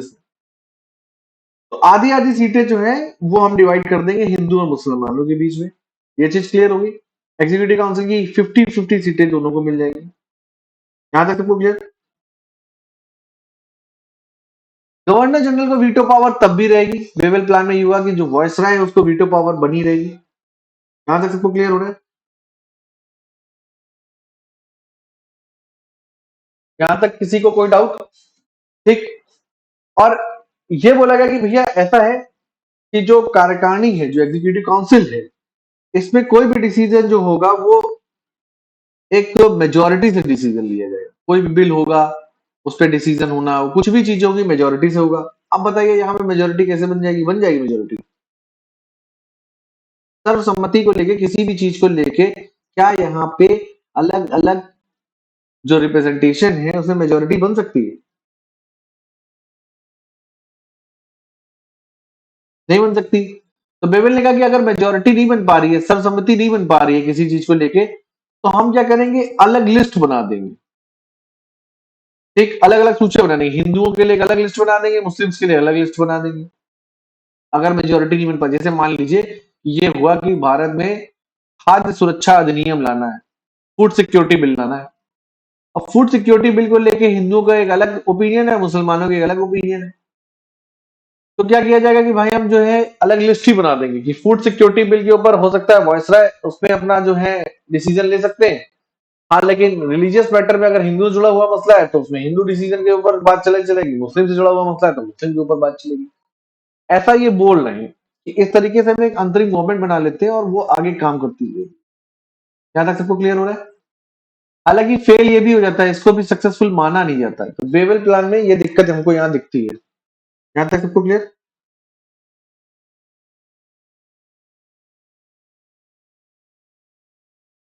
ठीक। यहां भी इस बात को एक्सेप्ट किया गया कि अगर वर्ल्ड वॉर के बाद अगर ब्रिटेन जीत जाता है तो संविधान सभा जो है उसके वो बनेगी। संविधान सभा की बात को यहां भी एक्सेप्ट किया गया। अगस्त प्लान में भी संविधान सभा की बात को एक्सेप्ट किया जा रहा है। ठीक। उसी तरीके से जो है आपका क्या कहते हैं, क्रिप्स मिशन हुआ, वहां भी कॉन्स्टिट्यूएंट असेंबली की बात को एक्सेप्ट किया गया। बेवेल प्लान में भी जो है संविधान सभा की बात को एक्सेप्ट किया गया। कोई दिक्कत? ठीक। तो बेवेल में क्या हुआ, एक नया स्टेप ये है कि भैया अगर युद्ध में या वॉर में ब्रिटिश जीत रहे होते हैं, ब्रिटिश जीत जाएंगे, तो भारत में जो है कॉन्स्टिट्यूएंट असेंबली का निर्माण करना चालू कर दिया जाएगा। लेकिन कैसे होगा, क्या ओपिनियन होगा, क्या वार होगा, किस तरीके से बनेगी, उसको लेके क्लियरिटी नहीं है। ठीक। मुस्लिम लीग ने इसको क्यों नहीं एक्सेप्ट किया? मुस्लिम लीग कह रही है, मुस्लिम लीग इस बात में जो दे रही कि मुसलमानों की एकमात्र प्रतिनिधि संस्था है। मतलब मुस्लिम लीग कह रही है कि भाई हम जो है वो मुस्लिम लीग के एक वन एंड ओनली लीडर्स हैं, मुस्लिम के लीडर सिर्फ हम ही हैं, ठीक है। कांग्रेस कह रही ठीक है कोई बात नहीं, 10 सीटें मुसलमानों के लिए उसमें भी हमारे लीडर होंगे। कांग्रेस कह रही कोई बात नहीं है उसमें हमारे मुस्लिम लीडर होंगे। मुस्लिम लीडर कह रही नहीं, आप सीधे सीधे क्लियर कर दीजिए ना, ये सीटें मुस्लिम की होंगी और यहाँ पे जो रिप्रेजेंटेटिव भेजने हैं ये मुस्लिम लीग भेजेगी और यहाँ पे जो हिंदू रिप्रेजेंटेटिव वो कांग्रेस भेजेगी। ये चीज को लेके मोहम्मद अली जिन्ना ने जो है शिमला में बोला कि मुस्लिम रिप्रेजेंटेटिव कांग्रेस नहीं भेजेगी, मुस्लिम रिप्रेजेंटेटिव हम भेजेंगे। और अगर कांग्रेस इस बात को एक्सेप्ट कर लेती तो इसमें क्या होता है कि कांग्रेस की इमेज क्या बन जाएगी, कांग्रेस जो है वो हिंदू पार्टी है। बात समझ आ रही है ना, कांग्रेस की एक ऐसी इमेज बन जाएगी और मुस्लिम लीग या आप कह सकते हैं कि मोहम्मद अली जिन्ना कांग्रेस की ऐसी इमेज बनाने में लगे भी हुए थे। ये चीज क्लियर होगी,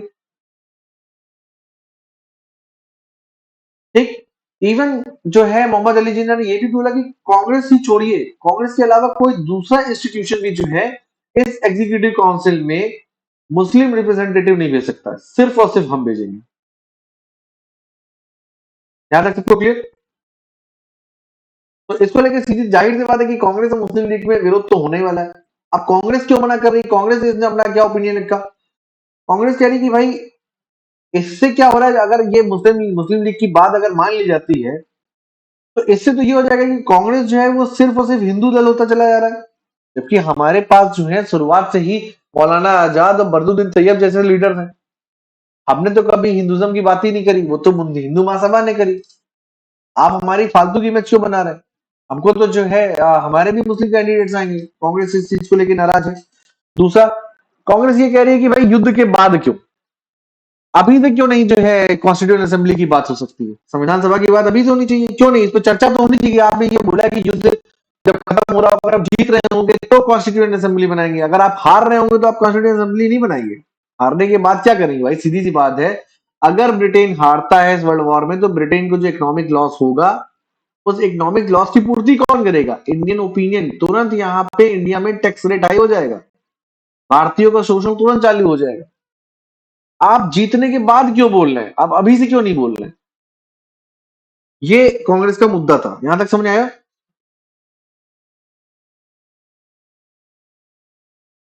किसी को कोई डाउट? ठीक। 1940 सितंबर 1947 तक आते आते फर्स्ट वर्ल्ड वॉर खत्म हो जाता है।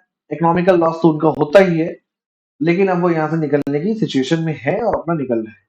अब देखते हैं क्या जनवरी 1946 में जो होता है कि अब पार्लियामेंट्री डेलीगेशन भेजा जाता है, ठीक, कि भैया ठीक है, ऐसा है कि भारत में जो है कैबिनेट मिशन भेजेंगे। भैया जो संविधान सभा बननी है वो कैसे क्या बनेगी? क्लिफर्ड क्रिप्स इसके अध्यक्ष होते हैं फिर से। पिछली बार सिंगल मेंबर ग्रुप था, इस बार जो है इसमें 3 मेंबर्स हैं। क्रिप्स खुद हैं और आपके एलेक्जेंडर, एवी एलेक्जेंडर हैं, एवी एलेक्जेंडर भी हैं यहाँ पे, और पैट्रिक लॉरेंस, 3 मेंबर्स हैं। और अब ये लोग जो है कैबिनेट मिशन की बात करेंगे, ठीक। कैबिनेट मिशन के प्रस्ताव मुझे लगता है कि बहुत से बच्चों को हो सकता है पता भी हो, बहुत से बच्चों को हो सकता है ना भी पता, ठीक। तो कैबिनेट मिशन ने बोला कि ठीक है भैया, ऐसा है कि इंडिया में जो प्रोविंसेस हैं और जो प्रिंसली स्टेट्स हैं इन दोनों को मिला के एक फेडरल सिस्टम होना चाहिए, ठीक। और जितना भी आपका इस इंडिया का जो एक्सटर्नल मिनिस्ट्री है, फॉरेन अफेयर्स है, मिलिट्री है, ये सारी की सारी जो है इन इश्यूज को जो है कौन देखेगा? तो सेंट्रल गवर्नमेंट या फेडरल गवर्नमेंट देखेगी, फेडरल गवर्नमेंट देखेगी। कैबिनेट मिशन ने ये बोला। और जो आपने याद करोगे 1935 में जो लिस्ट बनी थी, एक स्टेट लिस्ट बनी थी, एक सेंट्रल लिस्ट बनी थी और एक कॉन्करेंट लिस्ट बनी। तो स्टेट लिस्ट उसी को फेडरल लिस्ट बोला जाता है, फेडरल लिस्ट हो गया। और आपका सेंट्रल लिस्ट को फेडरल लिस्ट बोला जाता है, स्टेट लिस्ट हो गया, कॉन्करेंट लिस्ट हो गया। तो बोल रहा है कि फेडरल लिस्ट को छोड़ के जितने भी सारे सब्जेक्ट्स हैं उन सभी सब्जेक्ट्स पे पावर, उन सभी सब्जेक्ट्स पे रूल बनाने की पावर किसको देते हैं? प्रांतों को देते हैं, प्रोविंसेस को देते हैं, ठीक। अवशिष्ट शक्तियां जो, देखिए मैंने आपको क्या बताया था कि कॉन्करेंट लिस्ट जो है एक वैसी लिस्ट है जिसमें ज्यादातर रूल्स बनाने की पावर किसको? स्टेट को। लेकिन यूनिफॉर्मिटी होनी चाहिए दो स्टेट्स के बीच में। कॉन्करेंट लिस्ट के सब्जेक्ट पे अगर यूनिफॉर्मिटी नहीं, एकरूपता नहीं, कैसी एकरूपता कि जैसे मान लीजिए मैंने आपको बताया था कि सिविल कोड की अगर बात करें, जैसे आपका यूनिफॉर्म सिविल कोड गुजरात में, गुजरात बोल रहे हैं, गोवा में बहुत पहले से, उत्तराखंड में भी यूसीसी की बात हो गई, लेकिन एमपी में तो नहीं है, राजस्थान में तो नहीं है। तो ये जो यूसीसी वाला सब्जेक्ट एक ऐसा सब्जेक्ट है जिसके ऊपर केंद्र चाहे तो देश में एकरूपता, यूनिफॉर्मिटी, एक सी सिचुएशन लाने के लिए क्या कर सकता है, यूसीसी ला सकता है। जैसे मान लीजिए फॉर एग्जांपल गोवा की लड़की की शादी यूपी के लड़के से हो जाए, तो यहाँ तो यूसीसी है, वो तो यहाँ पे राइट्स के हिसाब से बात कर रही है, और यूपी में यूसीसी नहीं है, यूपी में एक अलग चीज है। तो यूनिफॉर्मिटी नहीं ना, यूनिफॉर्मिटी ना होने के मैटर पे सेंट्रल बनाएगा, अदरवाइज जो है प्रोविंसेस का ही काम था ये। मतलब एक एग्जांपल के तौर में आपको बता रहा हूँ, समझ रहे हैं आप इसको, चीज को समझ नहीं आ रहा सबको, किसी को कोई डाउट तो नहीं अभी तक? बाकी लोग बताइए। 1935 में उन्होंने बोला, भैया कैबिनेट मिशन ने बोला कि भाई ऐसा है कि प्रोविंसेस को और प्रिंसली स्टेट्स को मिला के एक संघ होगा, और इस संघ में या एक फेडरल सिस्टम में जो फेडरल सब्जेक्ट की लिस्ट है उसको छोड़ के बाकी जितने भी सब्जेक्ट्स हैं, इवन रेसिड्यूरी पावर, अवशिष्ट शक्तियां वो होती हैं जो कि स्टेट को नहीं दी जा सकती, उनको किसी भी शेड्यूल में भी नहीं डाला गया है, वो भी जो है प्रोविंसेस को दे दीजिए। और कांग्रेस की डिमांड हमेशा रही है कि भैया जो अवशिष्ट शक्तियां हैं, जो रेसिड्यूरी पावर है, जिनको हमने किसी भी लिस्ट में डिफाइन नहीं किया है और स्टेट को दी भी नहीं जा सकती है, ये पावर्स हमेशा सेंट्रल के पास होनी चाहिए। और आज देखिए संविधान जो है रेसिड्यूरी पावर जो है वो सेंट्रल गवर्नमेंट को दे रहा है, क्योंकि इंडिया में जो है मजबूत केंद्र सरकार होनी चाहिए। क्यों? बहुत बड़ी डायवर्सिटी है। अगर रेसिड्यूरी पावर अगर हम स्टेट्स को देंगे तो स्टेट्स अलग अलग डिवाइड होने लगेंगे, इंटीग्रेशन डिसइंटीग्रेशन होने लगेगा। तो इंडिया के इंटीग्रेशन के लिए मैंडेटरी है कि रेसिड्यूरी पावर जो है वो संघ की सरकार के पास या फेडरल सिस्टम या केंद्र की सरकार के पास होना चाहिए। और देखिए कैबिनेट मिशन क्या कर रहा है कि रेसिड्यूरी पावर भी जो है वो प्रोविंसेस को दे रहा है, लीग को यहाँ पे घुस करने की कोशिश कर रहा है, और लीग भी यही चाहती थी। यहाँ तक सबको क्लियर हो गया?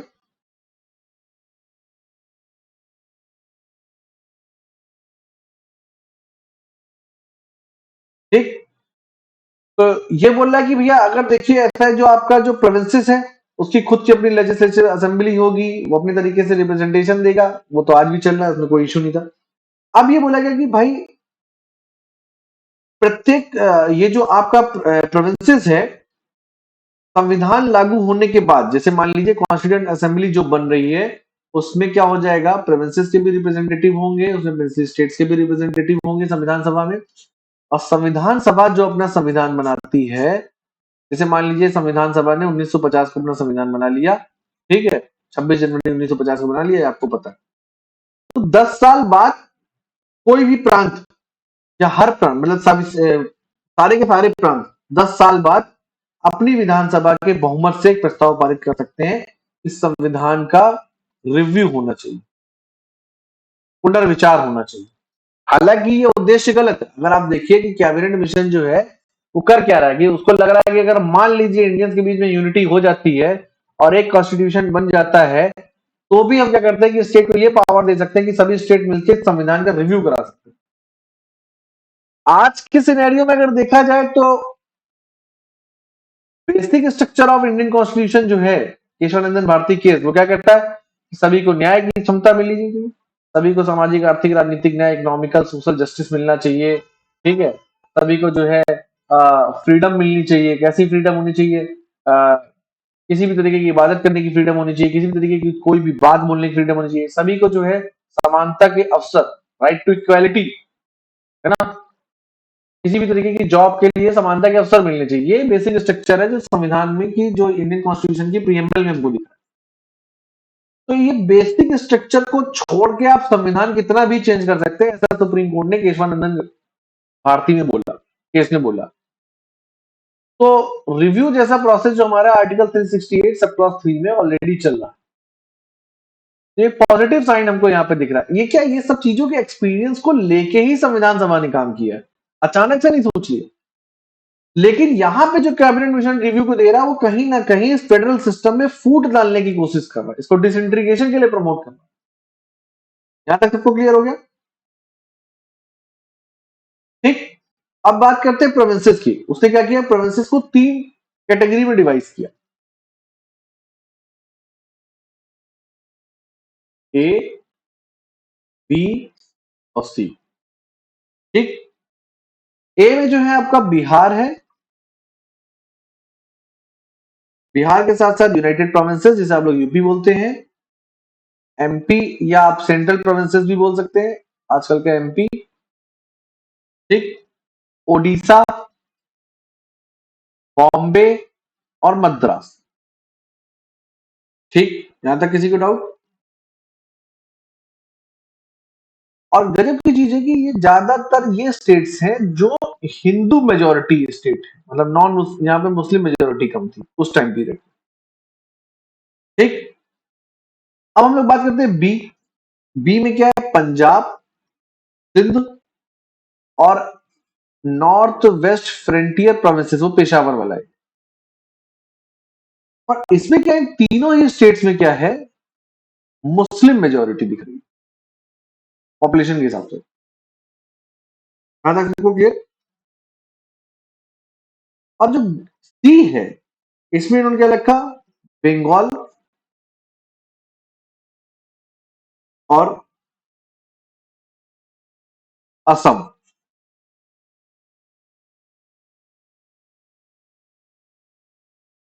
ठीक। तो मैं आपको ये बता चुका हूं कि ये जो बंगाल और जो असम है, यहां पे मुस्लिम मेजोरिटी है, मुस्लिम मेजोरिटी है। और यहां पे क्या है कि मुस्लिम मेजोरिटी में तो नहीं, जैसे मान लीजिए कि 55% अगर हिंदू है इन राज्यों में, पंजाब, सिंध और नॉर्थ वेस्ट सेंट्रल प्रोविंसेस में, तो रेस्ट जो बच रहा है आपका 45, वो मुस्लिम। और यहां पे ऐसा है कि 70% या मान लीजिए 60% जो मुस्लिम। फर्क समझ में आ रहा है आपको? 60 से 70% मुस्लिम, ये फर्क समझ में आ रहा है सभी को? इसने क्या किया, कैटेगराइजेशन कर दिया स्टेट्स का।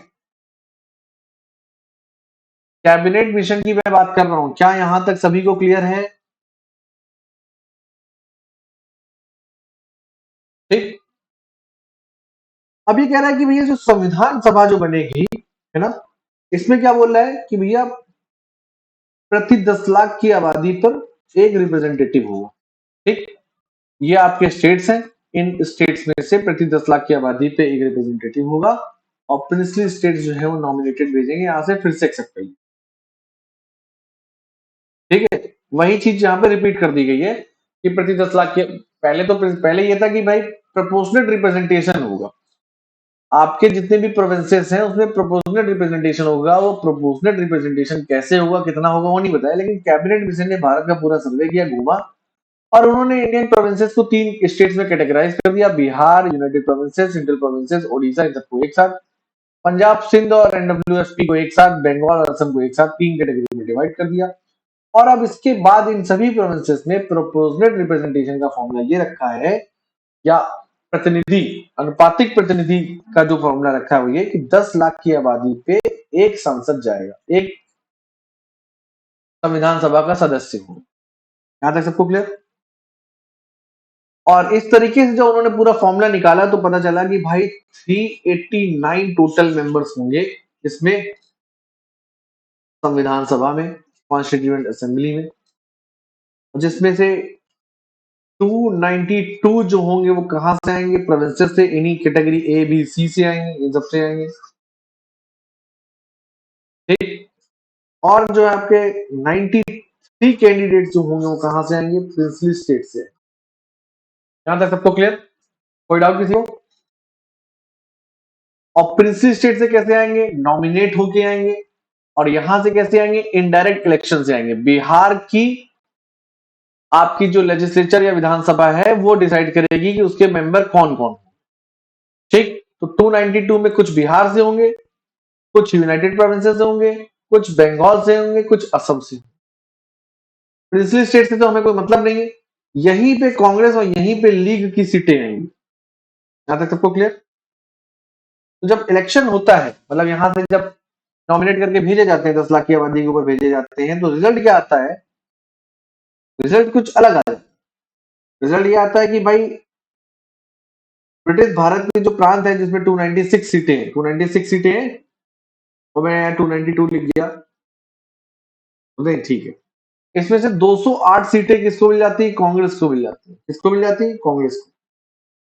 लीग यहाँ पे देखिए क्या है, संविधान सभा में कहा एकदम, आप देखिए कितनी कम सीटें बच रही, रेस्ट सीटें सिर्फ लीग को मिली, मेजोरिटी में नहीं ली। अब यहाँ पे लीग को दिक्कत आ जाती है, भाई 208 सीटें अगर संविधान सभा में है, बिहार यूनाइटेड प्रोविंसेस जैसी चीजें हैं, और यहाँ पे देखिए कि क्या होने वाला है, लीग की बातें नहीं चलने वाली। कैबिनेट मिशन क्या कह रहा है कि रेस्यूडरी पावर किसको दे देनी चाहिए, आवश्यक शक्तियां किसको दे देनी चाहिए? प्रोविंसेस को दे देनी चाहिए। और कांग्रेस क्या कह रही है? कांग्रेस कह रही है कि रेस्यूडरी पावर जो है वो प्रोविंसेस को नहीं बल्कि सेंट्रल गवर्नमेंट या फेडरल गवर्नमेंट को मिलनी चाहिए। कांग्रेस यहाँ पे संविधान में अपनी बातें ज्यादा बनवाएगी, तो मैंने आप बात को, तो लीग यहां से भाई हम नाराज हो जाती है। ठीक, ये चीज क्लियर होगी आपको? ठीक। और जो आपका बेवेल प्लान के जो अंतरिम गवर्नमेंट बनी थी उसमें वायसराय, उसको तो अंतरिम गवर्नमेंट को तो एक्सेप्ट कर लिया गया था कि ठीक है, हालांकि उसको बाकी चीजें एक्सेप्ट नहीं करी, लेकिन अंतरिम गवर्नमेंट को सबने एक्सेप्ट कर लिया। ठीक, तो इसमें क्या होता है, वायसराय प्लस 14 मिनिस्टर्स होंगे। इस 14 मिनिस्टर्स में से 6 मिनिस्टर जो होंगे वो आईएनसी के होंगे, और 4 जो है, मतलब 5 जो हैं वो मुस्लिम लीग के होंगे, और बाकी के जो 3 होंगे वो अदर माइनॉरिटीज ग्रुप से होंगे, जैसे मान लीजिए सिख हो गए, ठीक, क्रिश्चियंस हो गए, वहां से ये डिसाइड हो जाता है कैबिनेट मिशन में। ठीक, क्लियर ये चीज आपको?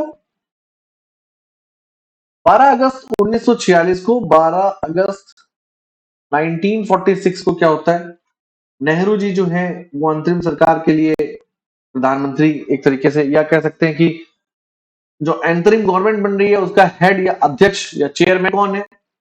वो है वायसराय खुद। और डेप्यूटी चेयरमैन कौन है? वो पंडित जवाहरलाल नेहरू बनते हैं। ठीक, यहां पे भी आपको दिख रहा है कि डेप्यूटी चेयरमैन पोर्टफोलियो में जो है वो कांग्रेस को ज्यादा मिल रहा है। यहाँ पे भी कांग्रेस जो है अपने आईएनसी जो 6 रिप्रेजेंटेटिव में मौलाना आजाद को भी भेजती है, ऐसा नहीं है कि सिर्फ हिंदुओं को भेज रही है, ऐसा भी नहीं है। तो अब होता क्या है कि इससे मोहम्मद अली जिन्ना को मतलब लगता है अरे यार अब तो कुछ काम चलने वाला नहीं, कि भाई कॉन्स्टिट्यूएंट असेंबली में भी हमको कुछ मिला नहीं है, सीटें बहुत कम है हमारे पास। ठीक है, यहां तक सबको क्लियर हो रहा है? 1945 के 1945 में भी इलेक्शन होता है दोबारा। अब आपने देखी ना, आपने आपने क्या देखा, आपने एक चीज ये देखी कि 1936 से लेके 1939 तक, 1935 के प्रोविजन से गवर्नमेंट चली, और इन सब ने वर्ल्ड वॉर होते ही खत्म कर दी गवर्नमेंट। फिर जो है आपका दोबारा इलेक्शन होता है 1945 में, और अब यहाँ पे लीग काफी मेजोरिटी में आती है। ये देखिए यहाँ पे लीग यहाँ पे गवर्नमेंट बनाने के फेवर में है, मतलब लेवल पे है। तो इस इलेक्शन में क्या होता है, Bihar, United Provinces, Central Provinces, Orissa, Bengal, sorry Bengal बोल रहा हूँ, बॉम्बे और मद्रास, इन सब में इलेक्शन होते हैं। वहां से जो है प्रोपोर्शनल रिप्रेजेंटेशन कितना होना है, 10 लाख की आबादी के ऊपर एक संविधान सभा का सदस्य। क्या यहां तक सबको क्लियर हो रहा है? किसी को कोई डाउट है? ठीक, और अब उनमें से क्या हुआ है कि 389 में से 92 सीटें, मतलब 292 सीटें जो हैं वो किसके लिए हैं? वो प्रोविंसेस लेवल की हैं, और प्रोविंसेस लेवल में 208 सीट्स जो हैं वो किसकी हैं? कांग्रेस की है, आईएनसी। और प्लीज इस इमेज से बाहर निकलिए, आईएनसी मतलब हिंदू लीडर्स नहीं, इसमें कांग्रेस की तरफ से बहुत से मुस्लिम लीडर्स थे जो कॉन्स्टिट्यूएंट असेंबली में भेजे गए, जिसमें मौलाना आजाद, भारत के पहले शिक्षा मंत्री भी। समझ आ रहा है आपको? लीग अपने मुस्लिम कैंडिडेट भेजने की अलग बात है, लेकिन कांग्रेस सभी को भेजे। ये फर्क है लीग और कांग्रेस के ओपिनियन को लेकर। और ये वो कांग्रेस नहीं जो आज की कांग्रेस है। हम लोग आफ्टर इंडिपेंडेंस में देखेंगे, फर्क करना समझेंगे इन चीजों। ठीक है, मैं ये नहीं कह रहा आज की कांग्रेस गलत है या बुरी है, अच्छी है, लेकिन मैं बता रहा हूँ कि ये वो कांग्रेस नहीं है जिसको हम लोग समझ रहे हैं।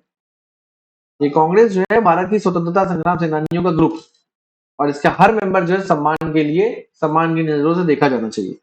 ठीक, यहां तक सबको क्लियर हो गया। अब जिना भाई बहुत परेशान हो गया, तो जिना भाई ने क्या किया? जिना भाई ने ये कर दिया कि भैया कैबिनेट मिशन से सक्सेसफुल हुआ नहीं। कॉन्स्टिट्यूएंट असेंबली 1946 में बन जाती है, 12 अगस्त को एंटरिंग गवर्नमेंट नहीं बन जाती, जिसमें से आपने देखा कि 6 मिनिस्टर्स जो होते हैं वो कांग्रेस के होते हैं, 5 जो होते हैं मुस्लिम लीग के होते हैं, बाकी 3 किसके होते हैं? अदर माइनॉरिटीज के होते हैं।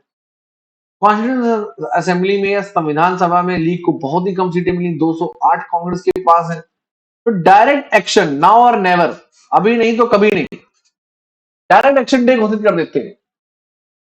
मौलाना अबुल कलाम आजाद ने, भारत के पहले शिक्षा मंत्री ने, डायरेक्ट एक्शन डे को भारतीय इतिहास का काला दिवस, black day for Indian history, ये यूज किया, और इस दिन भारत में दंगे चालू कर दिए, राइट्स चालू हो जाते हैं कि भैया अब तो जो है दंगे करके जो है भारत की सरकार को मजबूर कर दो कि अलग से, या अंग्रेजों को मजबूर कर दो। ठीक, कुल मिला के ऑप्शन ही कुछ मत छोड़ो। बहुत सी दुनिया, हिंदुस्तान के दंगे सबसे खतरनाक दंगे पूरी दुनिया के हुए, इतने तगड़े राइट्स कहीं भी नहीं हुए आज तक की हिस्ट्री में। तमस, एक नॉवेल अगर आपको टाइम मिले तो आप पढ़ सकते हैं। मौलाना आजाद ने लिखी बुक इंडिया डिवाइडेशन के ऊपर एक बुक लिखी है, India wins freedom, freedom at midnight 12 o'clock, Collinson Lapierre की बुक है। बहुत सारी किताबें, जीत या हार, हम जीते, अंग्रेजों से तो जीते पर खुद से हार गए, बलराज मधोक की एक नॉवेल, बड़ी अच्छी अच्छी किताबें हैं। तो ये सब चीजें है ना, जहां तक सबको समझ में आ रहा है। ये रहा आपका कैबिनेट मिशन। किसी को कोई डाउट? अब क्या है कि संविधान सभा कैबिनेट मिशन के हिसाब से बन जाती है।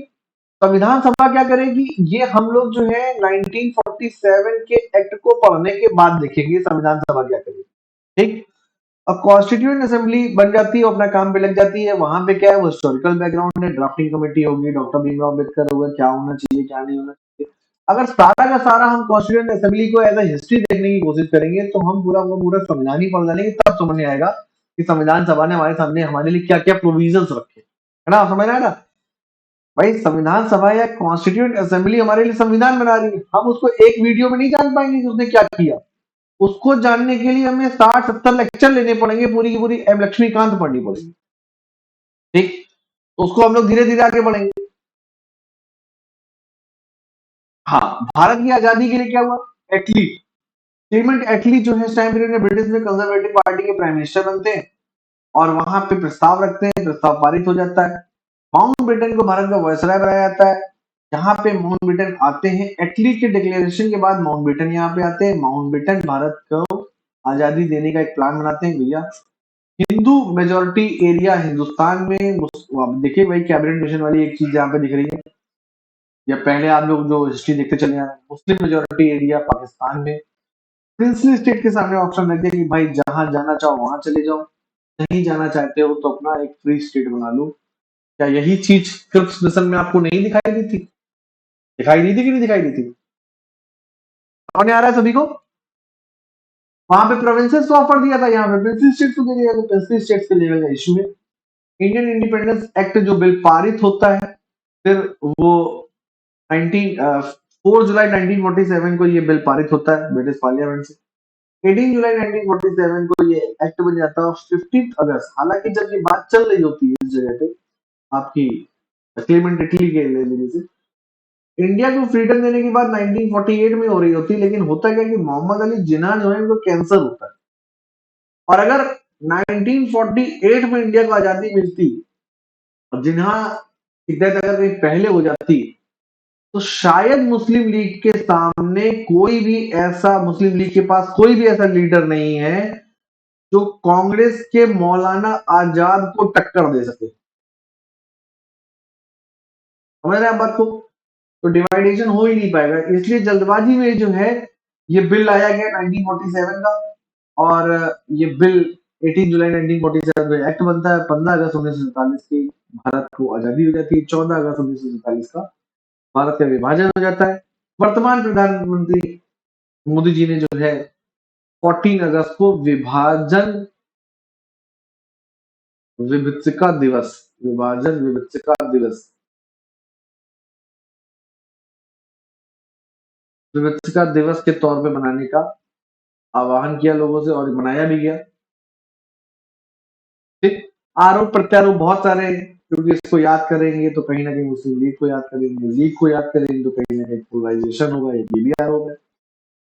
सुझाव ये है कि भैया भारत की आजादी की खुशी में हम ये क्यों भूल जाते हैं कि ये जो डायरेक्ट एक्शन हुआ, उस डायरेक्ट एक्शन में कितने लोग मारे गए, तमाम इधर से लोग ट्रेनों से गए आए, क्या हालत हुई उनकी, क्या चर्चा, तो ये सब चीज, ये पूरा हिस्टोरिकल बैकग्राउंड है। यहाँ तक मेरे ख्याल से सभी को क्लियर हो गया। ठीक है, नेक्स्ट क्लास में हम लोग जो है 1947 के एक्ट के की प्रोविजंस पे जाएंगे।